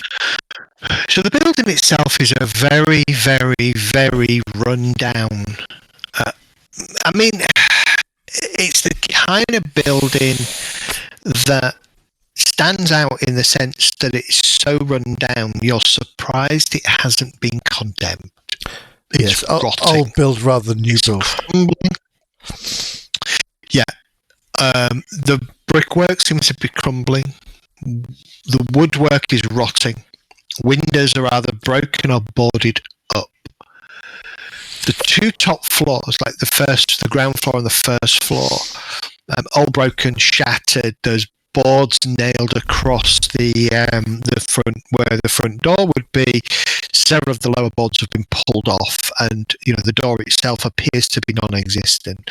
The only thing that seems to be actually still in use is a stairway that seems to run down the side of the building at one side, with that ends in a sort of a steel door that just says Healy Productions in like a black door. It's been painted black. Healy Productions in white, but it's all flaky. The black paint is flaky. The white is flaky. Part of the letters have gone, so it doesn't quite read Healy Productions as a. You only know that because Thread Reaper told you that's who it's renting out to. Yeah. So it's not all guy blowing up balloons and just things not going to take off from the middle of the city. That's okay then. No, not at all. Gonna look up from my book and say, "Hey, Tiffin, this is more a shithole than my place. Where are we?"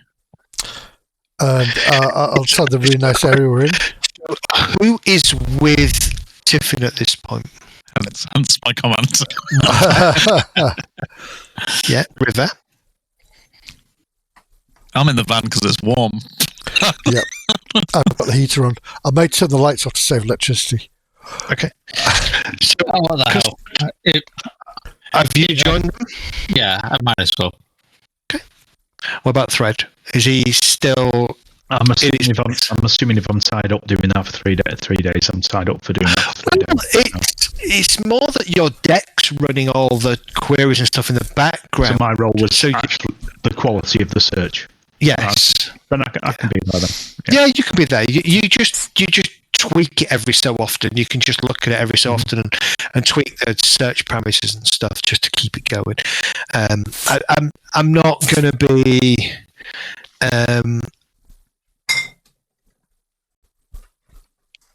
yeah. The only reason I'm here is I'm more interested to see if there's a big troll going to walk down those stairs, that door. Yeah. Shit, Tiffin, if I knew you were coming to a shithole like this, I might have brought a gun. Yeah, at least it's warm and you've got food. Always bring a gun. Yeah. Just look at that locker down there. So you have this kind of battered old building with just this one good door that seems to be leading, down at the bottom of what you imagine, given it's going below ground level, to be the basement cellar of the building. Have you got any schematics of the building to see if that was where the recording studio was? Not schematics, but the old studio was registered there. Yeah, they've got a website with pictures. You might be able to work things out. Mm-hmm. One interesting thing that very quickly comes to Thread's attention: there is no AR at this building. Ooh. At all. This place is unholy. We must leave it immediately. Yeah. Let's put it to the ground first. From where I am, have a look around, see if I can see any security devices like cameras or anything like that. Maybe concealed up in the... No, nothing. Okay. If there's too many security cameras, there'd be AR, wouldn't they? Well, that's the thing. There'd be a host. There would definitely be a host. There's no host either. Yeah. I was thinking, unless they can mask it somehow, in which case it might be beyond a certain point or something. Okay, so it's good old-fashioned detective work then. I'm just going to be sat there with my glasses on, zooming in as close as I can get to the front of the building with a view of the stairwell as well. I'm just going to sit there and watch. Go and ask him, River. Have we got a view of the doors, Ed? Yeah. Switch to thermographics. Is it warm? Is it warmer than the van? I'm going in. warmer than ambient because it's fucking cold, right? So, February, it's Seattle, it's freezing. There's warmth coming off that door. It's like someone's in. Do you want to come with you while you knock on the door? What are we going to do? Be like, hey, we're just, We're just following up on some freaky, astral and matrix bullshit. I'm going to pass river. I'm going to pass river one of my. Say we're on I'm going to pass river my treasure hunt. Girls? No. I'm going to say pass. we're on a treasure hunt or something like that, and it pointed us to carry us, and we believe this is the place. I'm going to offer River one of my business cards and just say we're a cleaning company. We're looking for business in the area. Why you got to knock on the door and say I come across quite forceful. It's your business, though. It's your business. You're touting for it. Yeah, but I have people who tout for business for me. I'm hoping for a call back from Loomis. I was going to say, so how much is he paying you for this? Because you're obviously people that do this for him now. Well, according to what Zed posted, my minimum is 500 on eBay.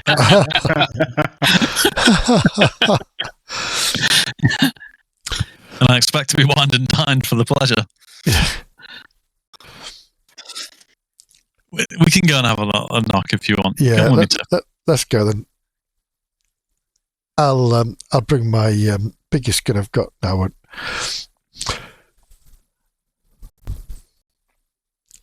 So I've just got my trench coat on, or my armoured coat on, and we're walking down there. I'm going to have to start shopping soon. As we approach the place, is there anyone around? Like, can we see anyone around, Zed? Just walking the street. Really abandoned. There's nobody on the street walking, though, is there? So we're going down these stairs, right? Yep. Okay. Does Tiffin notice that I'm not there?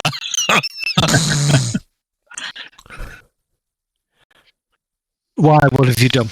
I'm just gonna be at the top of the stairwell. Okay. Tiffin, you go down the stairs. As you reach the bottom of the stairs, you realise that the river's not with you. Ah, bloody river. Last time I drive her around. I just kind of wave at you from the top. I'll rasp on the door. Come down. I'll knock on the door. Keep looking. As you knock on the door swings open slightly. Ooh. Follow river down. Shit. Is that not locked? Fuck. I'll motion over. And as the door kind of opens slightly, you hear strained sounds of music. However, even to all of your ears, it is shit. It doesn't sound like what Thread has been listening to. Definitely does not sound like a Jet Black track, no. That's okay then. Hello? Local kids learning how to play, or? You going in? Yeah. Okay. I'm recording. There's a short corridor. There's a door at the end that just says Healy Productions on it, and there is two side doors next to you, both which have the universal sign for male and female on the doors. Toilets. I'll start out again. Oh, anybody home? Oh, yes. Come on in. Come on through. I'll glide through my best Jake Blues way and say, we're putting the band back together. How big are you? No. Sorry? How tall is Tiffin? I'm 2 meters, pretty much. Okay, yeah, you get through the door. It's very tight, squeeze width-wise. You go into an area with probably half a dozen chairs kind of sat around the walls. There's a door at the back. In fact, there's two doors at the back where you've got this, like, one door. It has a red blinking light on that says recording in progress. Yeah. And then there's another door that just sort of says and underneath and on the door itself it'll say studio, and then the other door It's clearly you can see into it, and there's a desk, like a really old-fashioned pre-crash mixing desk. Oh, nice. So not connected to any kind of network or anything like that. Just in front of that, to one side, is a dying pot plant, probably like one of those kind of palmy type little pot plants that people used to have. Yucca tree, not like a spider plant, but it's all yellow and gnarly and basically looks like it's gone past the point of needing water. There is a table with just an old-fashioned bog standard kind of what would be a water cooler with water in it, and like a kettle and several kind of soy calf instant soy calf kind of pouchy things for coffee, and a desk sort of sits square between these two doors, and behind the desk appears to be a rather brightly dressed, badly dressed dwarf teenage girl. Oh. Very tight t-shirt. I mean, it doesn't leave anything under the t-shirt to its imagination. It says dwarf girls dig it. Black with kind of gold, rainbowy golden letters. So I've got like a picture of Danny DeVito in a tank top. Yeah. In my head. with a beard. Or Liam Neeson as he goes into the bank at the beginning of Naked Gun as a wilderness girl cookie. Wilderness girl. And how he unfolds himself, which is really funny. She also has bright teal fake eyelashes that match her glossy teal lipstick. As you kind of walk in, she kind of looks up a little bit surprised and kind of turns off her SimSense player. Can I help you? Studio's booked out for the rest of the day. Yes, my dear. I'm going to hold my hand. I'm saying Napoleon Dynamite Cleaning. We're just speculatively going around business in this area, looking for business. We're a cleaning company. We meet all needs for a very cheap cost. River is also following into the room, and upon seeing the pot plant and the water cooler, she is moving. She's going and filling up a cup, and she's going to water the plant. The dwarf kind of watches this elf do this and just kind of looks between the elf and the orc. We don't need no cleaners, but thank you. We do plant maintenance too. Oh, it's dead. Nothing's ever dead. That plant is. It's been like that for 2 years. And as you kind of you notice that like the soil is so dry that it's kind of cracked and then shrunk. Like soil does when it's like beyond dry. And you kind of catch one of the leaves and it almost just disintegrates into like dust. Well, if you'd hired us, it wouldn't have been. You'd be surprised how dust gets into the speakers and alters the tone. I'm sure that group in there would sound a lot better. At that point, you hear a definite misplaced chord and a screech of a very out-of-tune voice. See what I mean? Girl kind of looks at you and goes, I don't think it's the dust. That's not dust. That's talent. Or a lack of. Listen, they can't play, they can't sing. They go a long way. They go a long way. Yeah, I'm a Kit Kat. Has got a cracking pair. Oh dear. God, I remember that video. God, yeah. What was it? Was it Kit Kat? It was Kit Kat. They go a long way. Can't play, can't sing, crack. They're going to go a long way. Yeah, brilliant advert. Yeah, she kind of she's just not interested in engaging you. Well, it's only a 25 New Year trial. Really? That's freaking cheap. I know. Says the GM. If I work 12 days a month, I can pay my rent on that. We were going to try first one's free, but we thought it wasn't fair on the staff. That's too cheap. It'd be right. That's how you get business. I saw it earlier. It's actually in this book. It tells you. It tells you what a cleaning service is. It also tells you the different types of cleaning services you may potentially buy. Yeah. Make it clean. Might stack up. At 25 New Yen, freaking cheap. Where is it? That's an introductory offer, isn't it? Of course. Yeah. Of course, it is, yeah. Going up to 7,000. Cleaning services, standard service is 100 New Yen a month. So actually, 25 New Yen as a taster is very expensive. Unless you go for a discreet cleaning service, which means everything gets scrubbed, and I mean everything. Body, deep cleans. bullet holes, blood stains. It also depends on the size of the property. So. Yeah. But discreet cleaning service only allows you to clean one body a month. That's 10,000 New Yen.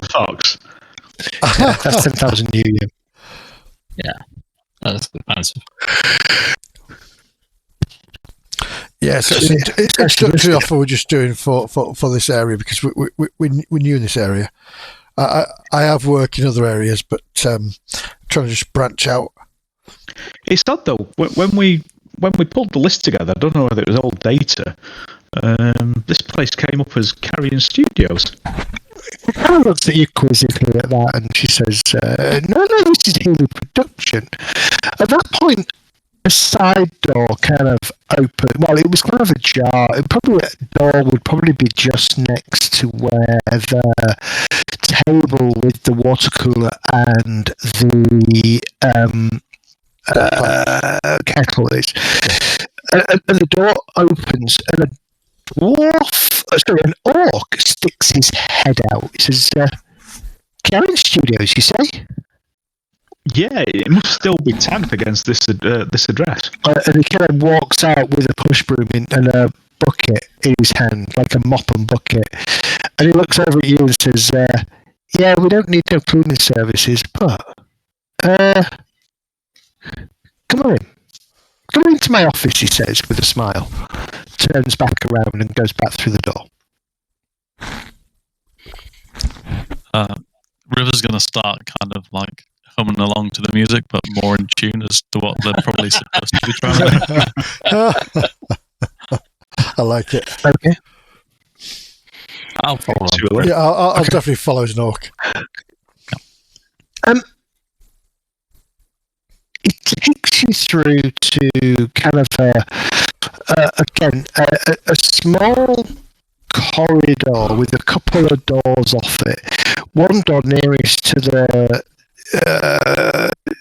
door that you just come through is open, and in there you can see some shelves with some like average to mediocre cleaning products and stuff like that.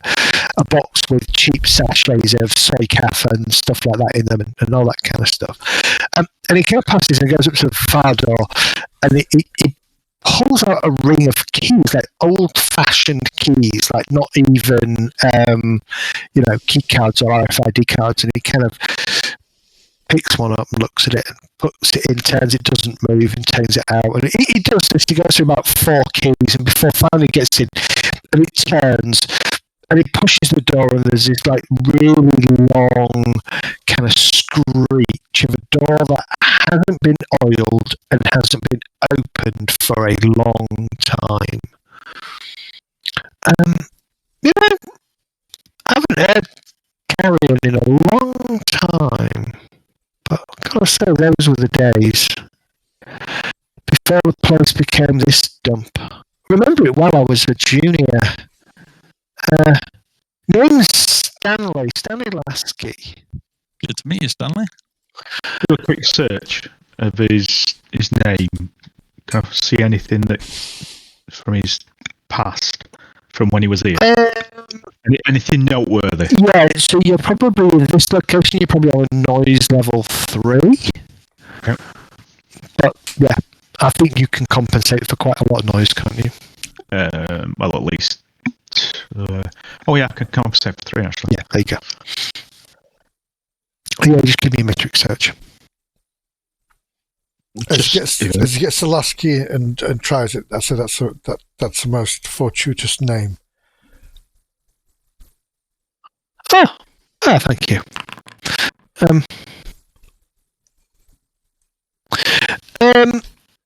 You don't get a hit on the name.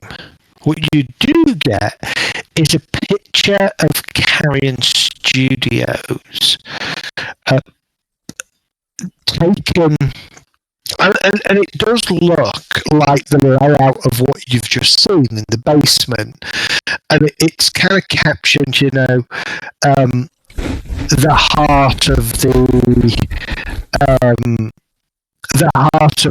Carrion Empire, and you can see several figures, and one of them is an orc, and it looks like a younger version of Stanley, and it's kind of the article is, the picture is linked to Carrion Studios. Rumours have it that they recently recorded some as of yet unheard jet black material. Okay, I'll quickly ping that picture and the headline across to River just in case she wants to work it into any smooth talking.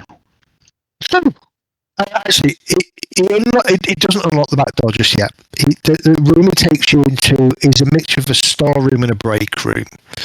And he kind of gestures to a table and a couple of like crappy couches, like leather couches that are probably no longer leather. They've gone through the leather phase and out the other end.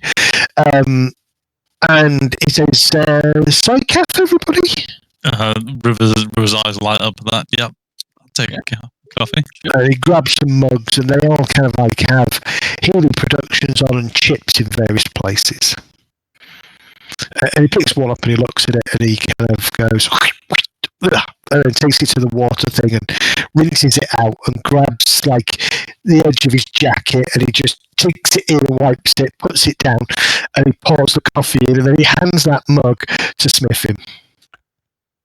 I'll pass it to River because she asked.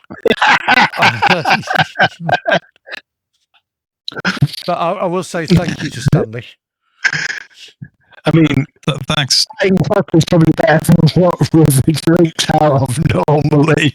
She looks at it a little bit like, and then she just kind of shrugs and takes a step. Yeah. They do the cream and sugar and stuff. Soy cream and soy sugar, the usual kind of artificial sweeteners and stuff. Soy sugar. Yeah, it's brown and black in colour. Doesn't look it's straight out of Blackadder 3. It's the sugar. Still more nutritious than what I've been used to. Yeah. Would you like cream? It's been a while since I've had anybody. It's been a long time since anybody's been in here talking about Carrion. You seem an odd group to be cleaners. So, is there more to this than? I mean, do you recognise out there?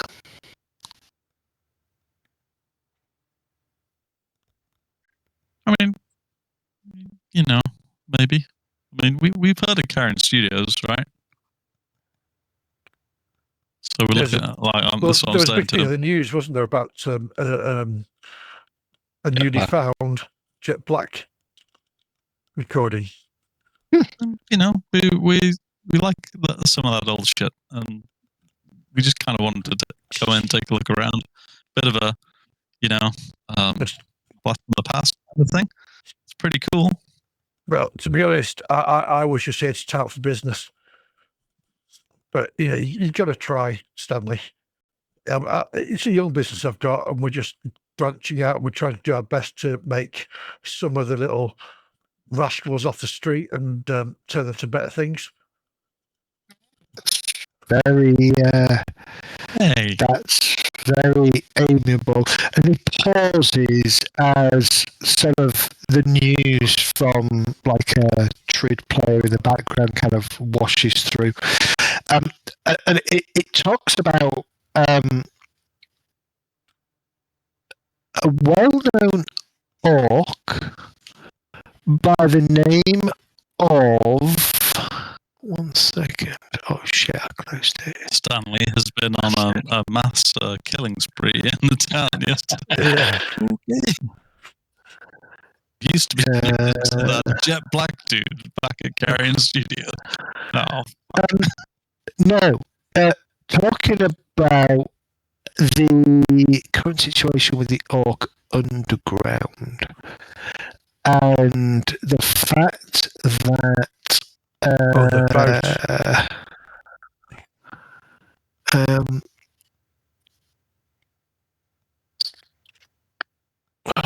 sorry, I'm just trying to read something really quickly.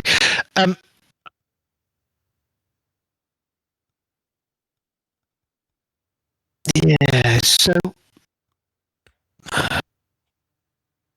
there was some kind of disturbance down in the tourist highway, which is part of the underground, and in which a bunch of orc squatters were assaulted by a group of bot-calm kind of I won't call them slavers, they're not slavers, but gangers. And a plucky group of Shadowrunners intervened. Several people lost their life. The Shadowrunners vanished, or the individuals, the mercenaries or whatever, vanished. And it seems that an individual known as Johnny Turini had been outed as an orc that went by the name of Junior. Had, during the fracas, gone missing. That's not good. That guy sounds like an absolute prick. He was, wasn't he? Anyway, I think he found out how deadly. Did he find out how deadly grenades were? I'm sure his men did. Yeah, I think he found how deadly grenades were. No, you didn't kill him. Sorry, we were very good. You gave him an ultimatum, and that ultimatum was give the bar to Pip and fuck off, or learn what a grenade feels like at point blank range in a 1 foot by 1 foot room. So I think he decided to leave.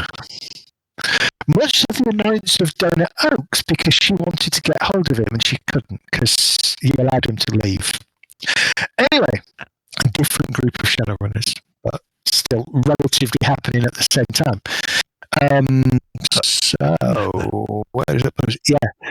And he kind of listens to this and he kind of goes, the underground. That's going to get worse before it gets better, but let's hope the government sees sense and votes for it. You're talking about Jet Black.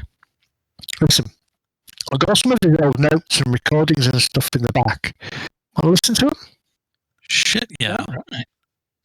Well, that'd be cool. Yeah. Well, I'm going to take an old rag out of my pocket and start cleaning surfaces.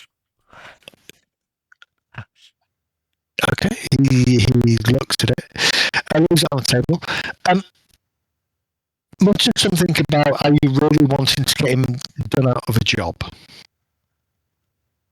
I would never have you done out of a job, sir. Would you like to work for me?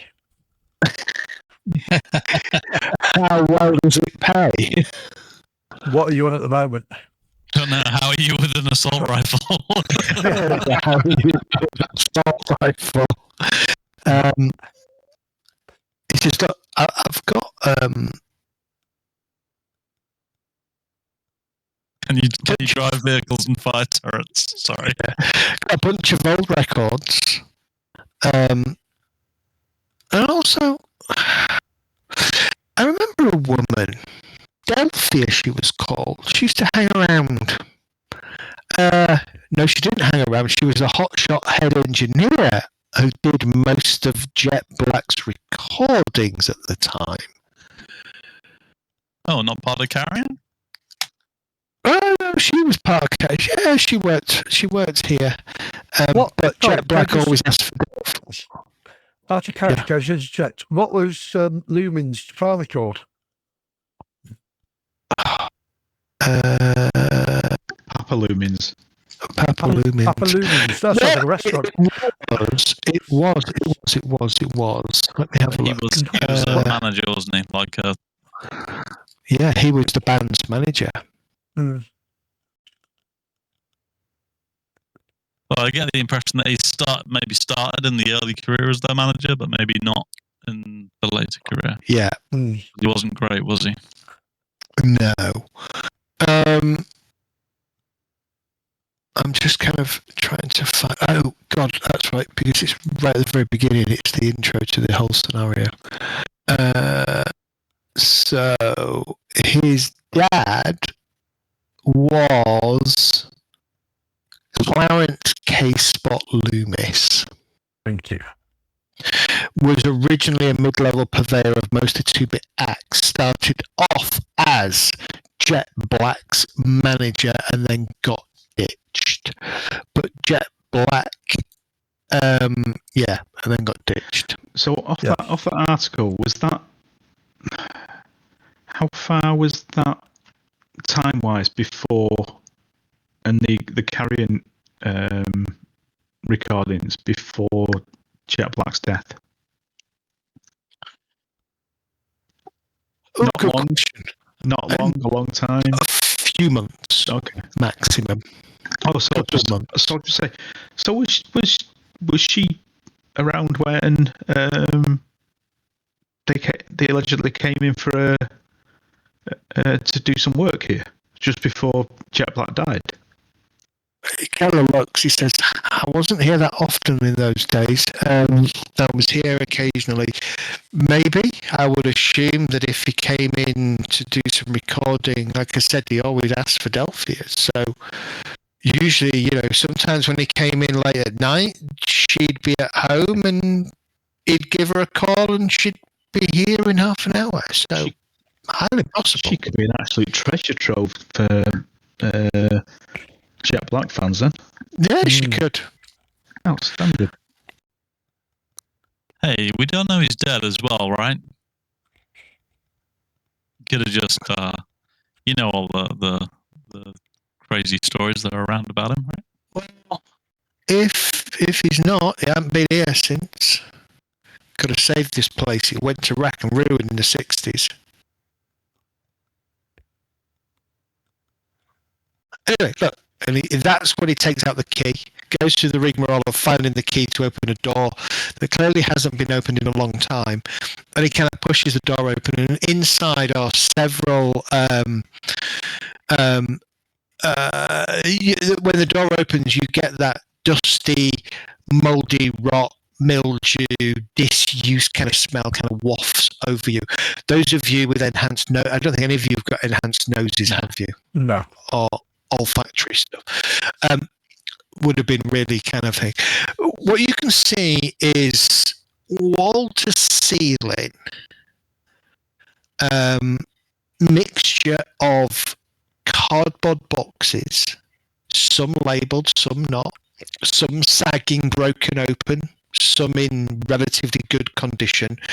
But obviously they've all been stacked on top of each other, and some of them have been crushed down by the weight of the stack over sort of 20 or so years. Closer to the door, there looks like a couple of stacks of old mixer desks, sort of pre-crash, a bit like what you saw in the thing, but they kind of all just jangled with bits of wiring and stuff kind of pulled out, and then they're kind of stacked in a corner. He says, "Well, help yourself. Go and have a look."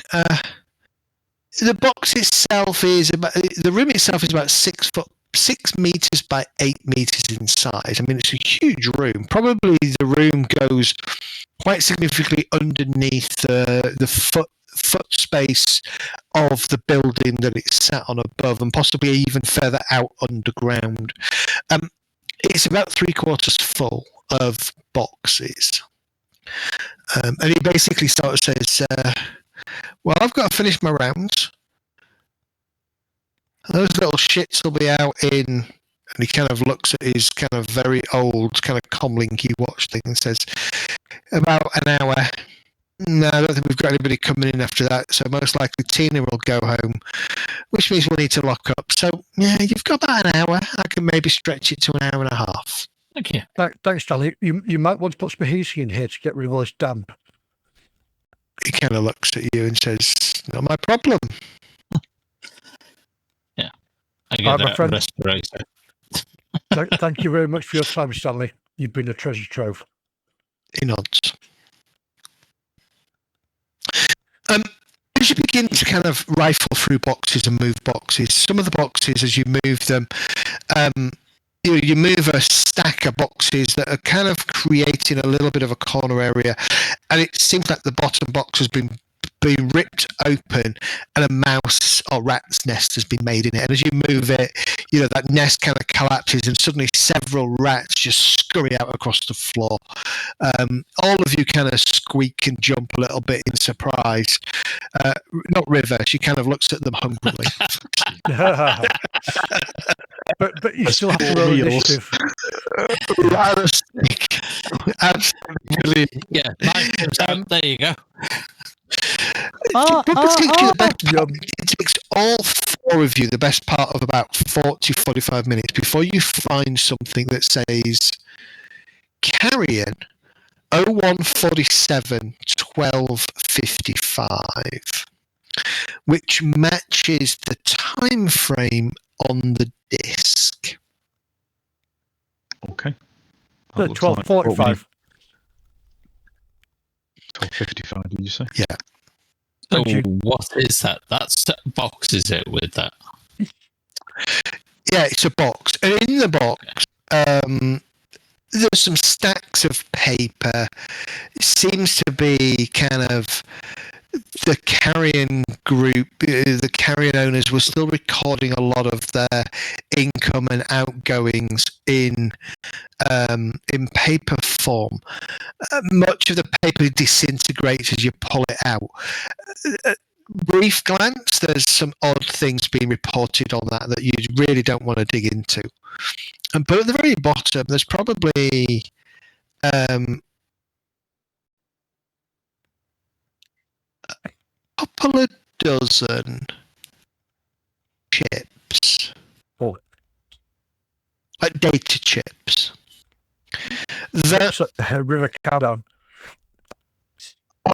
Probably compatible for the most part with Threadreaper's deck.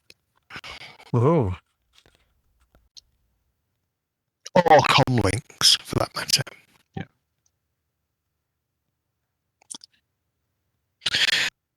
Sort of each of the discs contains effectively electronic records for an entire month.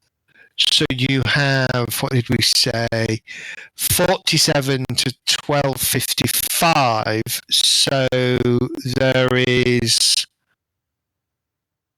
there's going to be what? That's 8, 12. So there's like 96, 100 discs in there. How fast can you copy them? Well, they're all well labelled, and sorting through them again probably takes another sort of. Each of you grab handfuls and you start looking for anything that matches.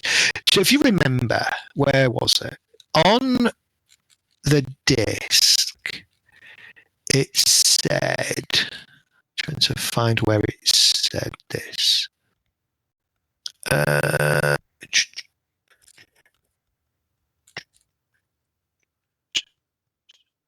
Sorry, I'm just trying to find what it says on the disc.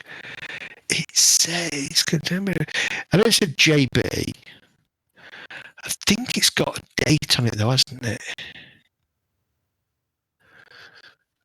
Zipper, Loomis. I'm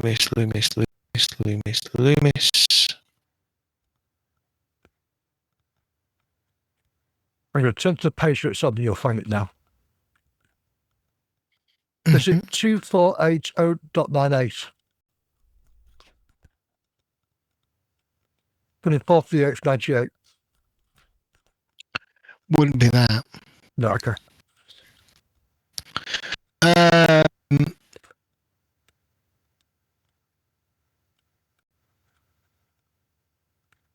Fuck's sake. Sorry, guys.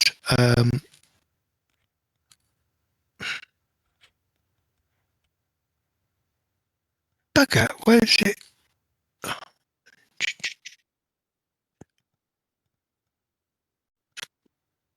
No, that's the combat scene.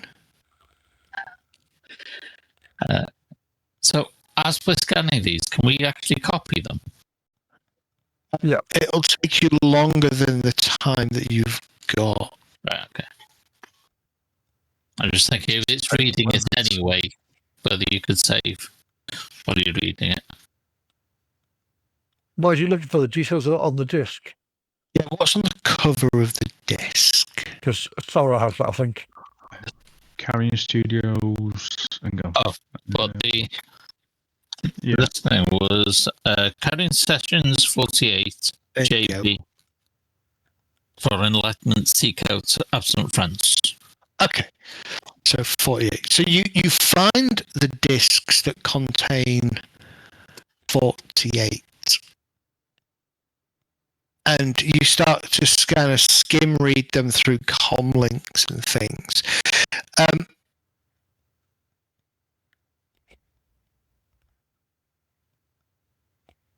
You eventually come across some notes that it seems that in 2048, the only time Jet Black was at the studio, as I say, this was not long before he passed away. You find a snippet of information associated with a recording session taking place on June 24th and June 25 of 2048. It lists each of the songs that were recorded along with 30 seconds or so snippet of each of the songs. If you want to give me intuition and perception tests, that would be awesome. For everybody. Yeah. Where do you roll that? But this is perception. Middle okay. dice. Middle dice. Perception. Yeah, perception and intuition anyway. So you can Intuition plus perception. Yeah. Is this is auditory rather than visual, isn't it? Correct. Yeah, I've got bonus for visual. It is visual. It is visual. Yes. Okay, because I've got bonus for visual perception. Yeah, I forget that I've got cyber eyes and shit like that. And ears. So, there we go. So that's 2 modifier.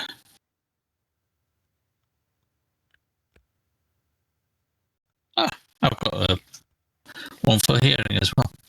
Didn't realise.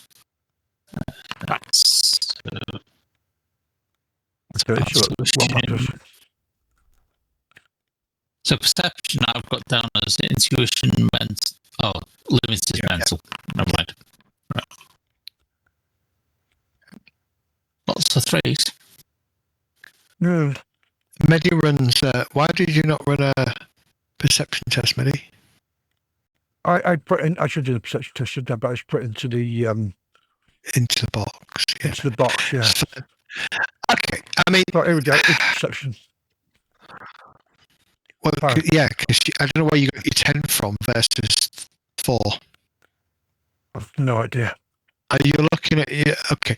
Need to make sure that we've got the right version of sniffing. So if you send me a PDF version, Medi, I will get it updated for you in Foundry manually. Okay. As you kind of you find this basic information, you pass it over to Threadreaper, whose deck is more equipped to kind of give you all a better view of the information, rather than you trying to huddle over somebody's comlink. You kind of all notice the same thing. As I said, this is the only recording of Jet Black.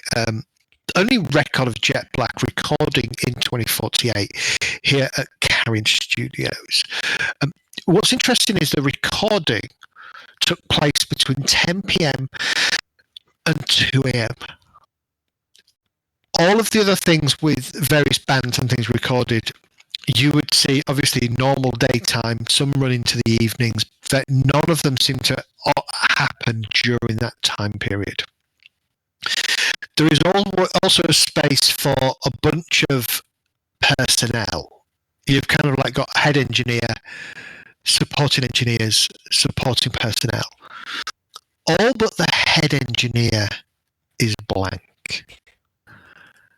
The head engineer is listed as Delphia. It seems like only Jet Black and the band plus Delphia were present, and the recordings were deliberately made out of hours when it would be incredibly quiet outside. 2 recording sessions, 10 till 2 a.m. on the 24th, 10 till 2 a.m. on the 25th. Well, spelling Delphia, D-E-L-F-I-R. D-E-L-P-H-I-A, Delphia. Oh. Indeed. So I'm assuming he was either or and a night owl and incredibly secret about the recordings. But then again, she coerced him into that. Just a night owl, maybe. Did his best work at night. Or it's not just music, and that's why they're keeping it on the quiet. Maybe she was somebody linked to this ancient thing that Rivers looked into and used it as maybe a conduit, but I know nothing about this stuff, so I don't know. Yeah, there's some info embedded or something like that in the... I'm assuming they wanted the studio with absolutely nobody else in other than Delphia and the band. Yeah. So, yeah. Maybe she imprinted some subliminal message in there. Well, maybe him and the band didn't trust anybody else with whatever else they were up to. Bands are weird, man. Bands are like that. They want specific sound engineers, and stuff like that. So, and just a green M&Ms. And if you sing at night normally, your gigs are at night, and your whole cycles around that time period. Yeah, I wouldn't think it'd be that unusual. It's all about orange. The unusual thing is it's only 2 days.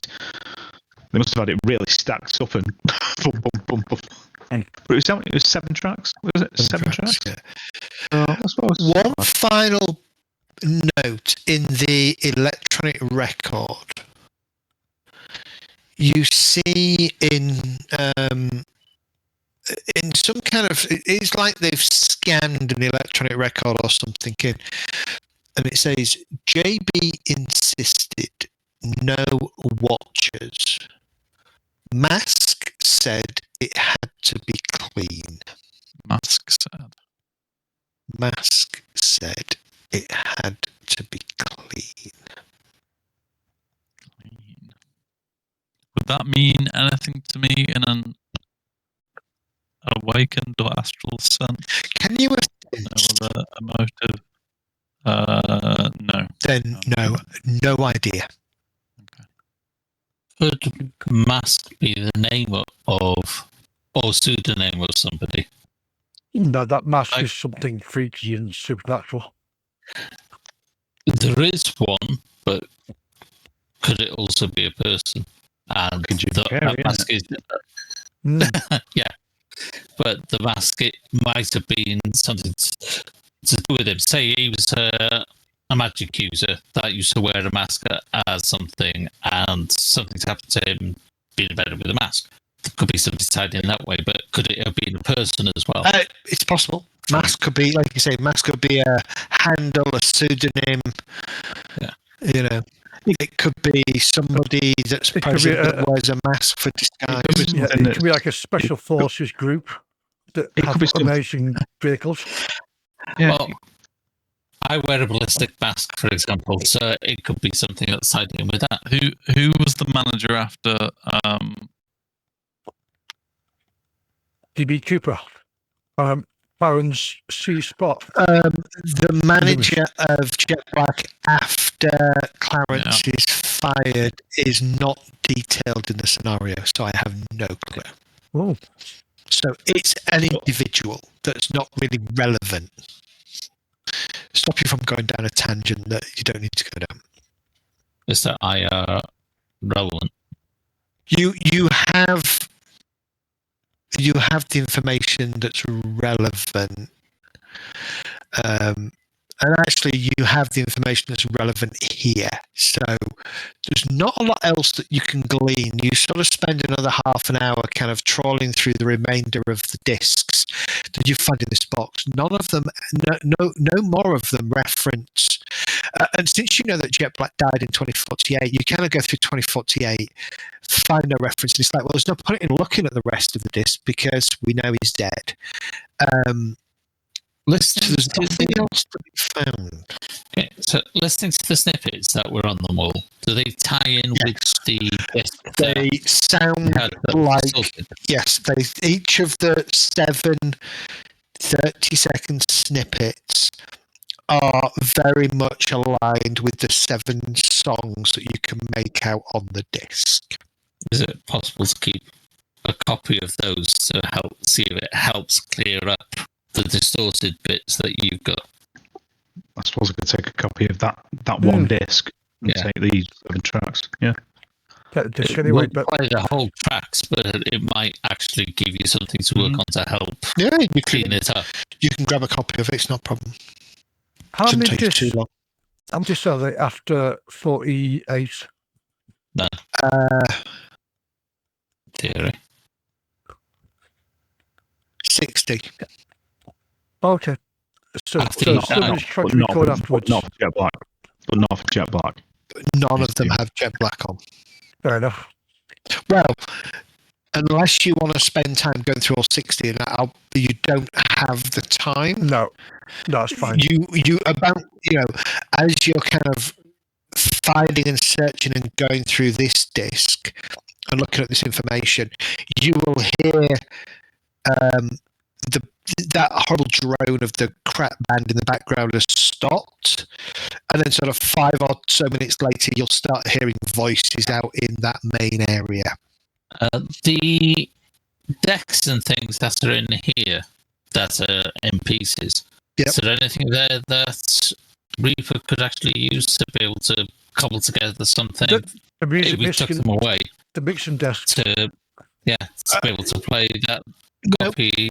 So Reaper needs to find the key. Right. Or the 2 keys, technically. He could decrypt one and then provide the key to the other to get into the data. he's not going to get that by trying to cobble together a deck. Following the legwork, Delphi is the next stage. Yeah. Yep. Correct.